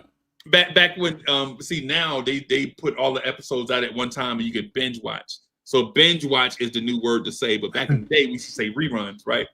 Yo, Barkley legit ran they ran reruns on Bill Cartwright. He dunked on that man 8 straight times, bro. And by the 5th time, Bill Cartwright was screaming for help. Y'all remember Bill Cartwright had a deep voice, right? Help! Help! Yeah. Raspy. All you heard was help! Bam! I was so embarrassed. Jim was like, he's covering your face. Somebody call the police, bro. But yeah, I think we missing guys like Tim Perry, Michael Cage. We missing like these Jamal Tinsleys. Like we missing like these tough guys in the game. Like we missing like these Steven Jacksons, right? Like we missing like these Ben Wallaces. The Knicks don't have that type of guy. And now Brunson go to the rim, get hacked. We don't even say nothing. Like Brunson, coach, how many times do you see Brunson get hit in the face going to the rim? I'm sorry. It happens at least 8 or 9 times a game, at least. How many times do you see Cat go to the rim, get accosted, going to the rim, fall under the stanchion, and nobody is like punching nobody in the back of the head for fouling a superstar? Right? Like I used to watch, man, when I watched hockey, if you ever touched Mario Lemieux, bro, them Samuelson brothers was gonna fight all night, bro. That was a thing. They was gonna fight all back in the day. If you used to touch Mark Messier, bro, you was gonna fight all night, bro. This is what it is. I think that's what we're missing. So we're putting the choir boys out. It's a great story. They win a lot of games. I want them to win. I'm a Knicks fan. I love them guys. But I think we're missing that level of that one unhinged person that you don't know when he a ticking time bomb. You don't know when he gonna go off, bro. Right? For instance, if we had all this talent and we still had Julius Randle, man, if we had all this talent and still had Randle, y'all remember when Randle tried to fight the Phoenix Suns by himself? A straight trip. Oh yeah. In Phoenix, remember the game where Cam Johnson was acting. Cam Johnson hit the game winner on Alec Burks, right? And Randle started fighting. Randle was gonna fight the whole Phoenix Suns by himself. Yeah, right? We cleaned them up too. Yeah, that's what I'm saying. And Emmanuel Quickly was like, "No, brother, peace in the valley, bro." Oh nah, yeah, man. Quickly always trying to stop. Yeah, but you know what? I never see anyone step the cat, honestly, ever. Nah, you notice that? Right, not after he punched Joel Embiid in the face. You remember that when Joel Embiid was trolling him? You remember when Cat sunned Draymond Green last year when we went to go to play them? Yeah. He sunned him. He went right in his face, right to the screen, to his face, like, right. What, bro? I'm right here. And I think Cat's hate on softness is unjustified. I've always been saying it. Right. Now, if people want to say he makes soft decisions, like offensively sometimes, like sometimes he stays under the rim instead of going hard to the basket or something. Yeah. Like people mistake finesse with softness. Yeah. You know what it is? Remember what his name is. His name is Cat. So think about the temperament of a cat. When you box a cat in a corner, you get your eyes scratched out. Then you're not gonna mess around with the cat. But when the cat is walking by you, looking all, just walking all smooth and everything, you think the cat is soft. That's the temperament of Carl Anthony Towns. Yeah. Right. He's a cat. He's a cat for real. He literally is he's a finesse cat. He moves Right. smooth. If you put him in the corner, he gonna punch your eyes out for Yeah. real. Right. But I don't think I wish he was more cat-like was landing on his feet, instead on his damn Oh no, head, Yeah. Not hanging back on around. every damn layup. I mean, I don't know if Yep. he's doing that. Because a lot of times he has to be off balance because he's getting fouled so many damn times. Mhm. Right. Like he's But if your enforcer was here, he wouldn't have to do that. Right. Coach, if you had an enforcer, bro, can you imagine with the if coach? Mitch was an enforcer. No, not Mitch. Mitch ain't that. No, Mitch no, isn't Mitch, that, man. no. No, Mitch I'm is saying, can you imagine if Mitch or Yabusele were enforcers? If maybe Yabu was, Yabusele, if Yabu but was, I if can't see Yabu, Mitch. Yabu. Yeah, Mitch ain't that type of guy, bro. Mitch is. Yeah, No, I Mitch know is- he's not that type of guy, but Yeah. imagine he was. Hey, Freezy, what about that other center we got? That dark skinned cat that I get third. Oh, that dude, Huck Porty, I'm over him. No. The other one No, behind him. he's The talking other about Oh, Jemison. Jemison. Yeah. I bet He's he's got some dog in him. He looks Yeah. strong, bro. He looks solid. He looks strong. Yeah, yeah, I like him, bro. He an enforcer, bro. He looks solid. He young too. We need to somebody need to utilize him. He Yeah, got 6 fouls. yeah. I like him, bro. He set I, screen solid. I like him. I really wanted them to keep Alex Lynn because Alex Lynn is like that. The big kind of in that Steven Adams type Yeah. where he gonna if the game getting out of hand, he gonna be more physical. Like he ain't gonna chop you across the throat. But the next time he set a screen, somebody getting hurt. Every rebound he get, he gonna if he going into contact to get a rebound, you gonna feel his rebound. I like bigs like that play big. Like Alex Lynn is not a scorer and he's not a Hall of Famer at this stage of his career. He probably is just a guy. But at the same time, going into that traffic, bro, going into the wash, Alex Lynn is gonna make you feel it. On them screens where the defense is all over Brunson, Alex Lynn gonna knock your head, especially if you ain't looking. Especially if you, man, Alex Lynn gonna knock your head off if you ain't looking. And he set the screen, bro. And that's why dudes play Brunson so hard. They don't fear screens. They don't fear physicality. They don't fear retaliation. They don't fear like going to the rim. They don't. When's the last time? Think about this. When's the last time y'all saw an opponent go to the rim and get laid out by the Knicks? Chat, when's the last time y'all saw an opponent go to the rim for a layup and get laid out by the Knicks? Wish we still had iHeart, bro. Absolute facts. Bro, Absolute iHeart would facts. definitely be that dude. Right. Freezy hit it right on the head. He said that's why they always play that full court defense on JB because they On don't JB. have Because they don't nothing fear to fear. nothing. You hit it right on the head, brother. You hit it right on the head. Bro, this is You do that long enough to like Cade Cunningham, they're gonna have Isaiah Stewart come over and set a hard ass pick on somebody. Here comes Big Stu. Here comes Beef Stew. Yeah. Exactly. Yeah. Exactly. Like the same thing. You start getting up in Curry's grill too much. Draymond's gonna come over there and yes, sir. set a pick on that ass. Right. On that ass. Right. But here's the thing. That dude's a championship level goon. Right? He's a championship level goon. Like he knows how to do the goon stuff without getting kicked out forever. Like Jalen, like Draymond Green is gonna flagrant foul you with his hands up. Like the camera gonna show him with you in a camera clutch. By the time they hit the ground, Draymond laying down like this with his hands, like looking like the spread victim. across. Yep. It's called smooth goonery. It's gonna look like it could have went either way. Look, the NBA, there's a reason why, like every NBA team's got to have at least one or two street dudes, bro. You got to have about at least one or two hood guys. Facts. Like that's what's happening in the boxing. Like boxing used to be, you came up in the hood, like you had a rough life, bro, before you became a boxer. Like, Right. to become a boxer for a living. Right. But then all of a sudden they made it a sweet science. They made it like all sporty, and Right. now you have kids getting manufactured to be boxers. You know, like Yeah. Athletes. when the Athletes. they doing- Klitschko's came up in the heavyweight division, like they changed the whole heavyweight division because Coach, thugs when I were- was about, I got both of my orbital bones broken. Right. I got this one broken right here. Right. Like right under here. It's like a little dip in my. Right. I got that broken, and you could see a hole in my face. Like legit, my skin was sunk down in my face. Right. And I still want to fight the guy. The other one, this side. So this side over here.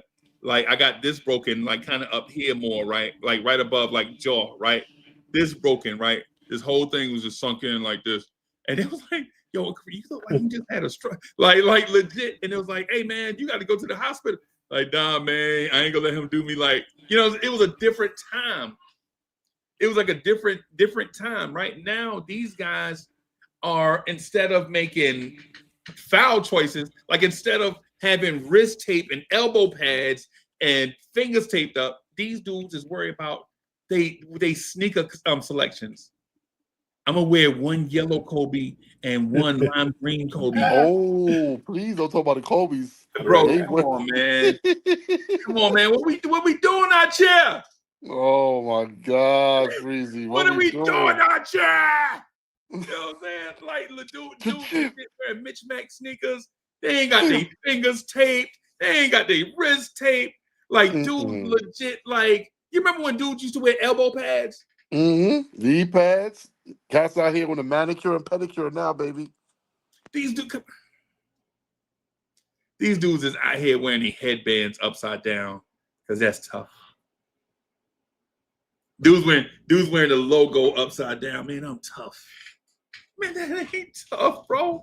Jalen Brunson get hit in the face, and we like going to the ref.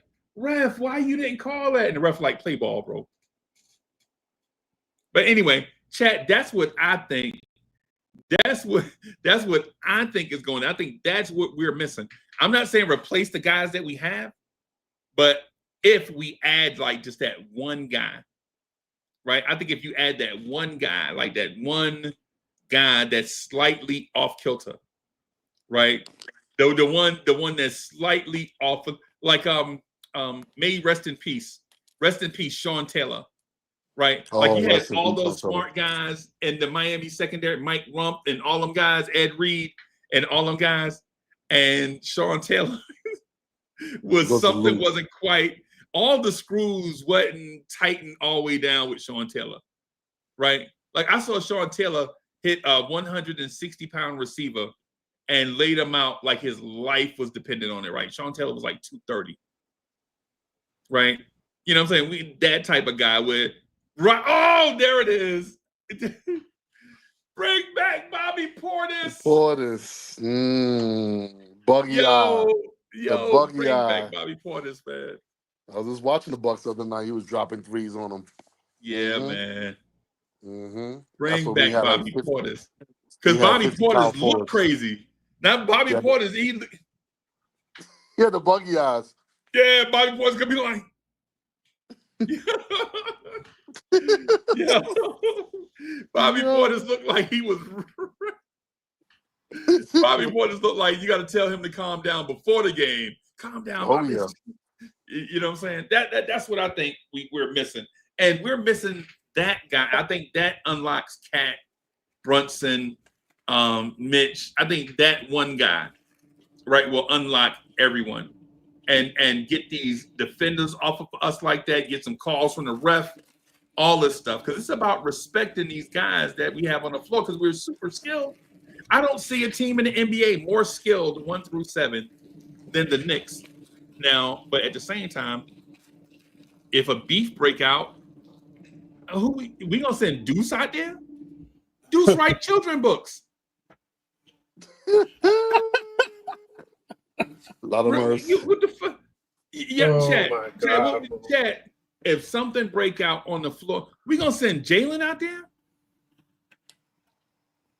I mean, bro, they going to the locker hard room. They can't get up. We gonna send Mikal Bridges. Mikal Bridges gonna be an enforcer. Let me tell you another thing, Freezy.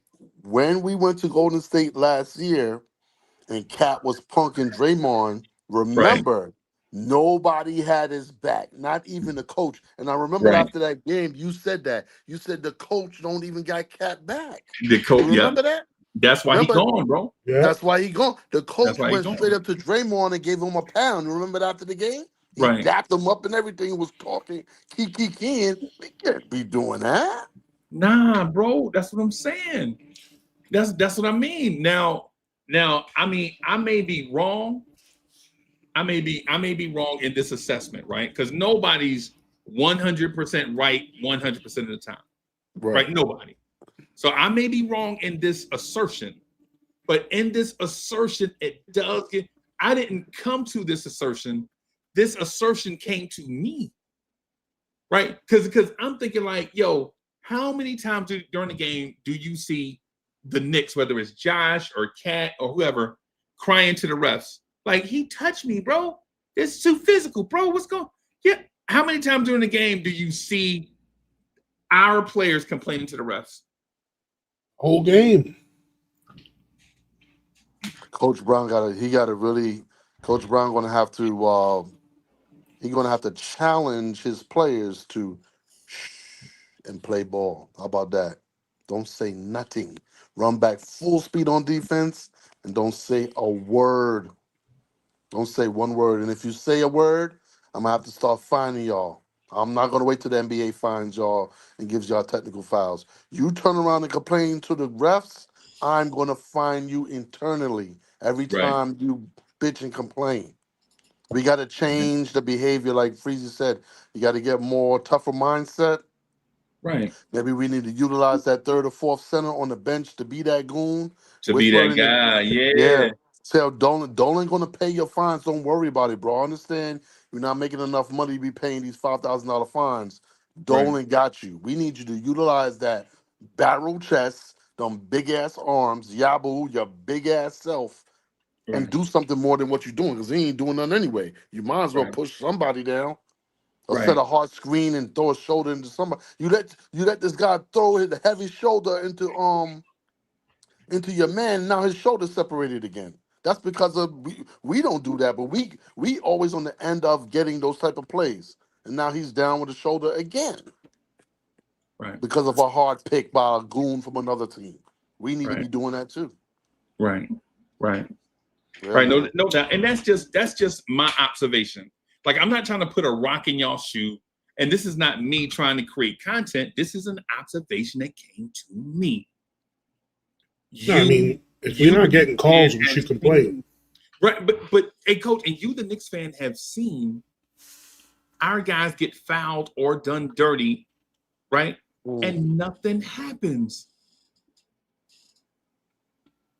Yeah. You've seen it. Right? Nothing happens. You've seen it at some point. At some point, man, you know, I think if it keeps getting egregious, our coach will say something. Right. I think Mike Brown's that kind of coach. Oh yeah. He Mike Brown blows his top. That's I mean, he definitely pops off, but Right. this is his first year, so he's trying to implement his system. So he doesn't want his emotions to override, the goal. But he'll definitely pop off, and I've seen him Yeah. do it. Right. Once Mike Brown gets settled and comfy, Yeah, he gonna say some stuff. He gonna say so. Yeah. Hey, did you see the Steven Jackson interview with Mike Brown, where at the Malice of the Palace, he went and grabbed Ron Artest out the crowd, and Ron Artest was trying to wrangle away from him. And when they got in the back, Steven Jackson had to hold Mike Brown back from Ron Artest because Mike Brown was cussing, "Mother, when I grab you, you better never." Like, Mike Brown cussed Ron Artest out after the Malice in the Palace because he's trying to get Ron. And Ron Artest was trying to shake him, and he was hitting Mike Brown. And Steven Jackson with them fake ass teeth was like, "Yo, Mike was cussing Ron out." Yo, that's hilarious, bro. Like, it takes big kahunas to cuss out Ron Artest. Okay. Yo, Ron Artest is a big man, bro. You gotta be ready for. He's a big man with a screw loose, too. Right. That's what. Right. Those are the Serious. ones you need. Yeah, those are the ones. Exactly, Coach. We Right. need one of those for real. Yeah. Queensbridge on. Yo, Steven Jackson was like, I Mike mean, Brown was so mad they had to go calm him down. They was like, Coach, we had to calm you down, man. We had to walk you around. I was like, Dad. Mike Brown wanted to fight. Mike Brown wanted to fight the Pistons and Ron Artest. Like legit, what's going on here? Yo, Yo, that's crazy, bro. That's crazy. Think about the entire Indiana Pacers coaching staff is there, right? The one coach that went in the crowd in Detroit to break up a fight, Mike Brown. no, Mike Brown is about that action, bro. I know he be sounding, he be sounding like weird sometimes, and he be excuse goofy me. sometimes, but he's a big man, and Yeah. he's been in the league for a long time. He's been Right. around a lot of greats, and trust me, I give him his respect. He has tenure, and I'll never disrespect that man. But he definitely needs to chirp in the air of one of these big guys. You have those, like I said, those third and fourth string centers. You need, especially that dark skin cat. I keep forgetting his Yeah, name. We need Jemison. to Jemison. We need to utilize him, bro. He's like an incredible Hulk. This guy's, bro. He's brolic, bro. Come on. They said the Lakers wanted to keep him, but they just couldn't afford him. See, so apparently he was wanted. We Yeah, need to utilize clearly. him. Yeah. Yeah. Now, hey, so that was my thing about the toughness part. I do think Mhm. that part is missing everybody. Don't want to give you something extra to think about for the next few days or create a narrative. It's not what I'm doing. It's just something that I noticed. Like everybody, every Knicks fan is going to notice certain things. Like you see something somebody else may not see, or you see the same thing everybody else sees, and then we all come together and But to me, without Randall and Dante DiVincenzo, bro, we just feel different, right? Yeah. We just feel different. Like even Dante to be a little guy, Dante didn't back up from nobody. Dante was the dude. If for those that don't remember, Dante is the dude that was pressing up on Embiid after what's the name ankle thing happened. Yes, sir. Right, that Yes, was sir. Dante DiVincenzo. He's always Right, sticking his chin in the fight. Dante ain't scared. Yeah, man. No, he was always doing that. He's always doing that. Yep. He's always He doing was that. the one when Randall dunked on Giannis and Giannis started spouting off and whatever towards Randall in the first Emirates Cup. You remember that the Emirates Mhm. Cup thing when Mhm. Tom Thibodeau finally benched Quentin Grimes and started Dante DiVincenzo and Randall dunked on Giannis and Randall was flexing toward the other way and Giannis was walking towards Randall and Dante is the one because I think Giannis wouldn't have did that if Randall was looking. Right? It was like Debo. It was like to me, it was like Debo. If he wouldn't have did that face to face with Randall, because I think we'd have still been singing. We'd have still had Giannis on some t-shirts, right? It's so hard to say goodbye to yesterday for Giannis, right? But Dante was the one that stepped to him, right? But I guess that's neither here. It's either we can fix it or we can't. Either we'll address it or we won't. It's just an observation. Y'all got any other observations? I mean, I don't think that. I mean, a lot of people consider, your stars dictate like what your team is. You know what I'm saying? Like, I don't think Brunson and Cat personally need an enforcer because they're soft or they can't do it themselves. Right. I think they both are very capable of, number one, defending themselves in a situation. And number two, they're both good enough offensively. And I've seen them bully the hell out of people. Plenty. They're not just all finesse. I mean, Brunson bodies the hell out of people all the time. Right. Scoring. Scoring. Scoring. But coach, when have you ever seen Jalen Brunson foul someone excessively hard? Send a message. Nope. Don't see it. When have you seen Cat do that? Like When legit. Cat does it, we call it stupid, a stupid foul. Well, and Cat can't be the enforcer. Like Right. your star player cannot be the enforcer because if he loses a screw in the second quarter, now you're playing with all backups for the rest of the game, right? It cannot be your top 1 or 2 players. Like for the Lakers, the Showtime Lakers, bro, they had like 5 dudes, bro, coming up. The Knicks, so the Knicks that the beautiful Knicks of the early 70s, their enforcer was Windmill Phil Jackson. Yeah. Coming off the bench, all arms, bro. He was built like Kevin McHale, bro. But he would hack you, bro. Phil Jackson would start a brawl in a minute, bro. Like you come to the rim, all you hear is Phil Jackson, all arms and legs, bro. That's, you know what I'm saying? You know not to come in there. You had to have Phil Jackson if you had Dave DeBusschere, because Dave DeBusschere was a 6'6" power forward, kinda. He was really a small forward, but for us, he was a power forward because we needed it. Because Bill Bradley was not going to be a power forward, right? So you got Dave DeBusschere and Bill Bradley playing together. DeBusschere got to be a power forward, right? And so off the bench, you got like 3 6'10" dudes with 8-foot wingspans just waiting to hack your center, right? And I know that was a long time ago and all that stuff. But what I'm saying right now is when the officiating and players are different, dudes go to the rim. When Trae Young is rolling imaginary dice on your logo, and y'all don't say nothing, y'all dap up Trae Young after that. No bueno, no bueno. Yeah, man. Yeah, man.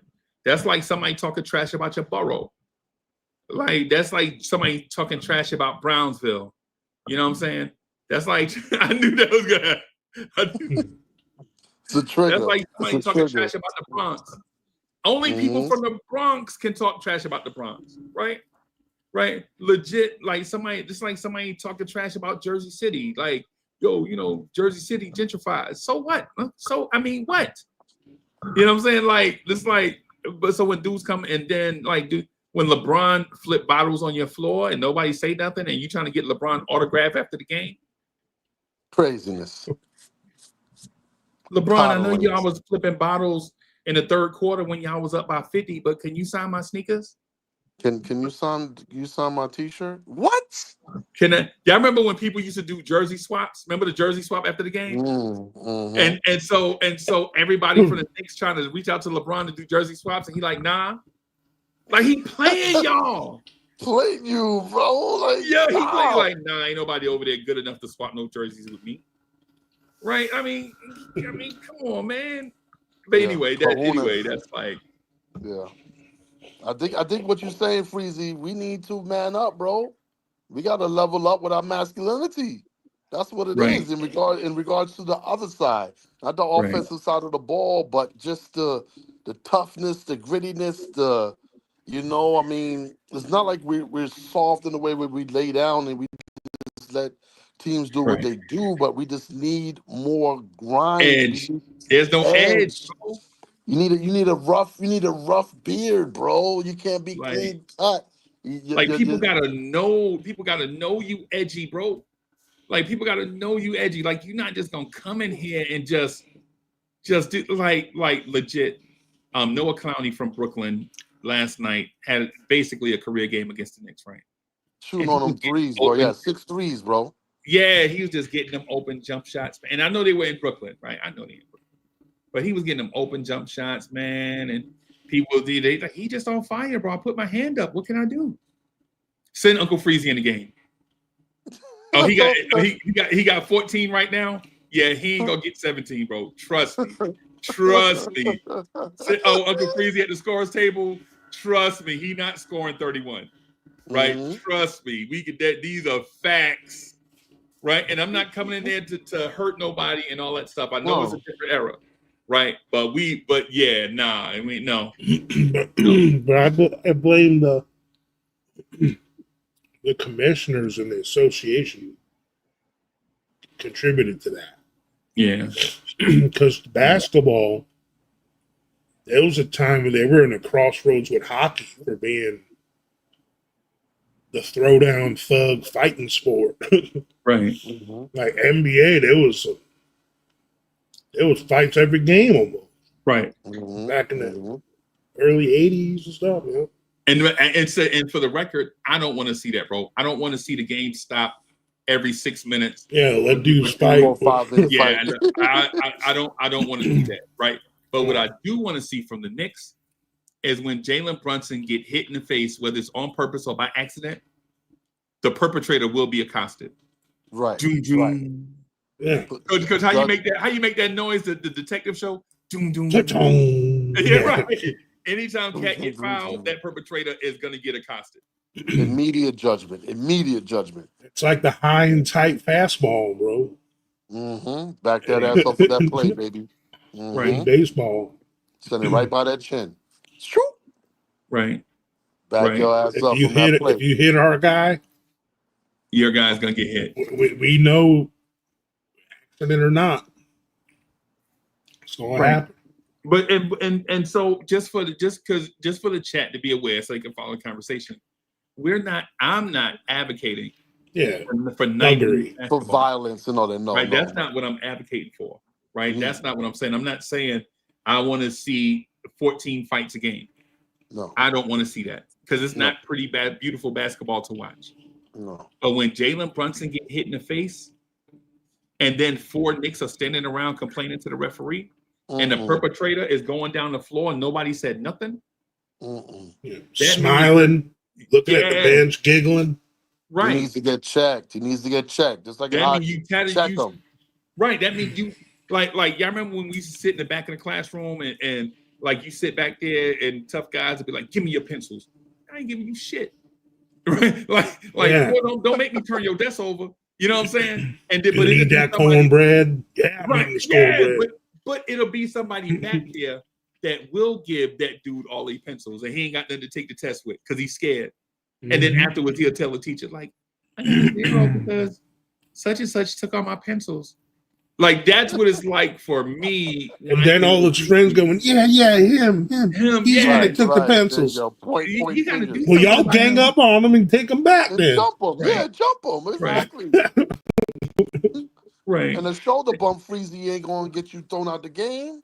You can shoulder bump. You might get a check, a flagrant. Yeah. Right. Yeah, you're not actually doing no Draymond Green type antics, but a shoulder bump, you could get close to somebody, a little sharp elbow to the stomach. They won't feel it.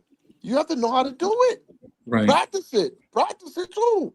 Right. Because that's the thing. They do it to the Knicks and we don't do it back. So it's like one of the how many Knicks over the past since the show's been on, how many Knicks have y'all seen get hurt on dirty plays?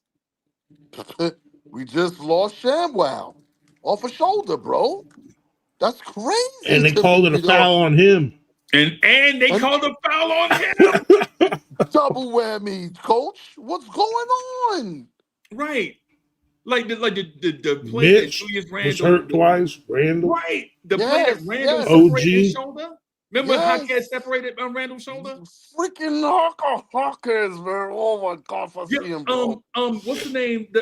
What's the name? Bam Adebayo cost us a championship. You remember when he dove on Emmanuel quickly ankle and was out for the series? He did it for Brunson too. He tried to do it on Brunson too. He was doing it blatantly. And the next time down the floor, he did it on Josh Hart.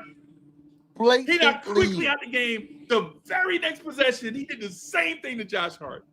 Blatantly. And we just stand there looking. Clearly. Bro. Oh, now, see, because here's the thing. If it happens once in one game and then once in another game, even though we know it's dirty, we could be like, yo, you know what? Maybe, you know what I'm saying? Maybe he's just playing hard. But when you do it in back-to-back plays, there's an agenda.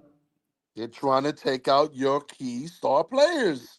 You think Spoelstra ain't in the back like, bro, if you're going to foul, just roll up on his, you need to foul him all the way. That's code for roll on his ankle.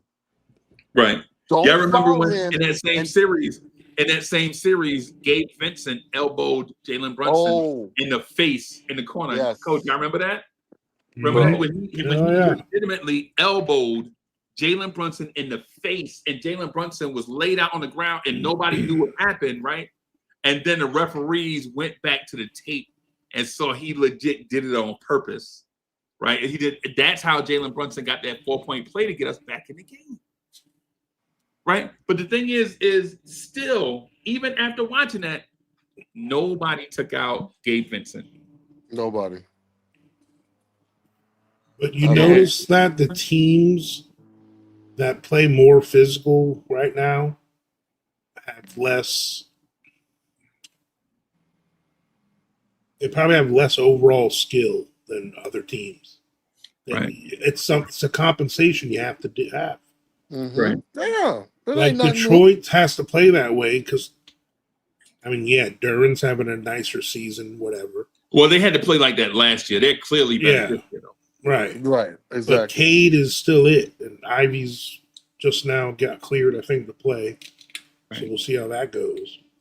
But besides them, like, they don't have many skilled players. The rest are just solid pieces. And a couple of them are tough and young or whatever. Right. Same with Miami. They don't have a Right. bunch of skilled dudes. Nah. Their most skilled guy is hurt. Tyler Yeah. Hero. They don't have a superstar either. No. No. So they're playing tough, gritty basketball. Right. Pat Riley still has his, sprinkle on that. Heat culture is what they call it. Yeah. Yeah, they winning by committee. They're running all 10. Yeah. You get tired, get out, bring in a young crew. Yeah. Of whoever, run full speed, attack the rim. That's what Miami does a lot Yeah. too. They shoot what that I mean, one they have catch is talent, threes. yes, but Yeah. it's not It's not abundant. They have a basketball talented coach. skill, Yeah. situation. Yeah. Like the same with Orlando. They don't have a bunch of skilled, Right. friggin' guys are gonna dribble past you, Mhm. faking you out and shooting. Right. They just bullying people. But I'm Like gonna tell you this, Jalen Suggs is physical. He's Josh Hart, bro. Like, Oh Yeah. he's a more physical and crazy Little Josh. something. He can really be Josh because he don't rebound like Josh Hart. Nah, he don't. He's fearless. He plays D. He's fearless. But But like Franz Wagner, Josh Hart, you dude, gotta close that. You gotta close that. without OG, we apparently can't defend that dude Thank you. Clearly. Clearly. because they got two over there, him and Boncaro. That they both start making perimeter shots. We're cooked. I'm gonna Yeah. tell you one So thing. we don't though, have just like wings last to year. defend them. Both of them. Just like last year, how Boston cleaned us up last year during the regular season. Certain teams are probably going to clean us up during the regular season. Once we get the Brown system totally 360 clicking, and Yeah. we start getting our rhythm, we would definitely clean them up in the playoffs. It's different Oh, in yeah. the playoffs. I don't think. I mean, Orlando can't beat us in a series. I just think Nah, they can't. They won one Orlando's game against Boston, bro, in the playoffs last year. One game. they're one of those teams that they're tough to get game plan against. One game, Right. one game, but in a series, they're predictable. They're very predictable in the series. There you go. Right. There you go. Yeah. Hey, That's Coach, why I think we're our team's built to be a better playoff team right. Yes. than a regular season team. Because usually teams that do well in the regular season, they have their style and they have their team identity set already Mhm. during They the don't have a regular brand season, new coach. and They they don't have just a brand new roll out coach. that Mm-hmm. for the whole season, and that continuity turns into Right.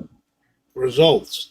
But then when you get to the playoffs, that's what drove me nuts about Tibbs teams. Tibbs teams were always built to be a consistent, play a certain way. Always. That's why he always had good regular seasons.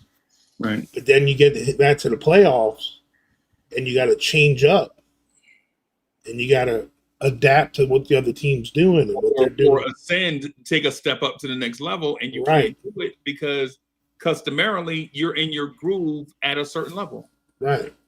And that's why with this team, makeup and how we're able to play, I think our team could be a chameleon. We could play whatever style we need to play. Right. Like that's how skilled we are. Like that we can morph our style into whoever we're playing. Maybe not in a one-off sense, but in a series, I think this team could do that. Like if we have to be in a series, be anybody on a given night. Yeah. Anybody can be anybody on a given night. Right. So, but the main thing is this what I was going to mention to it is I don't think we're going to be the thing that the Knicks are missing that makes them a bona fide championship contender is that when Right. people don't fear you or feel you, they don't respect you. Right? They don't respect you, and you're going to get labels like soft and finesse and good guys. Like, oh man, the Knicks are the good guys, right? Like you can get all those labels, right? But the ones that are win, they'll do anything to win. I saw Kevin McHale clothesline Kurt Rambis in the finals. I saw Robert Parrish two-piece Bill Laimbeer in Game 5. Right? Like legit, these are Larry Bird thrown. Right, and I know that's a long Dr. time J. ago.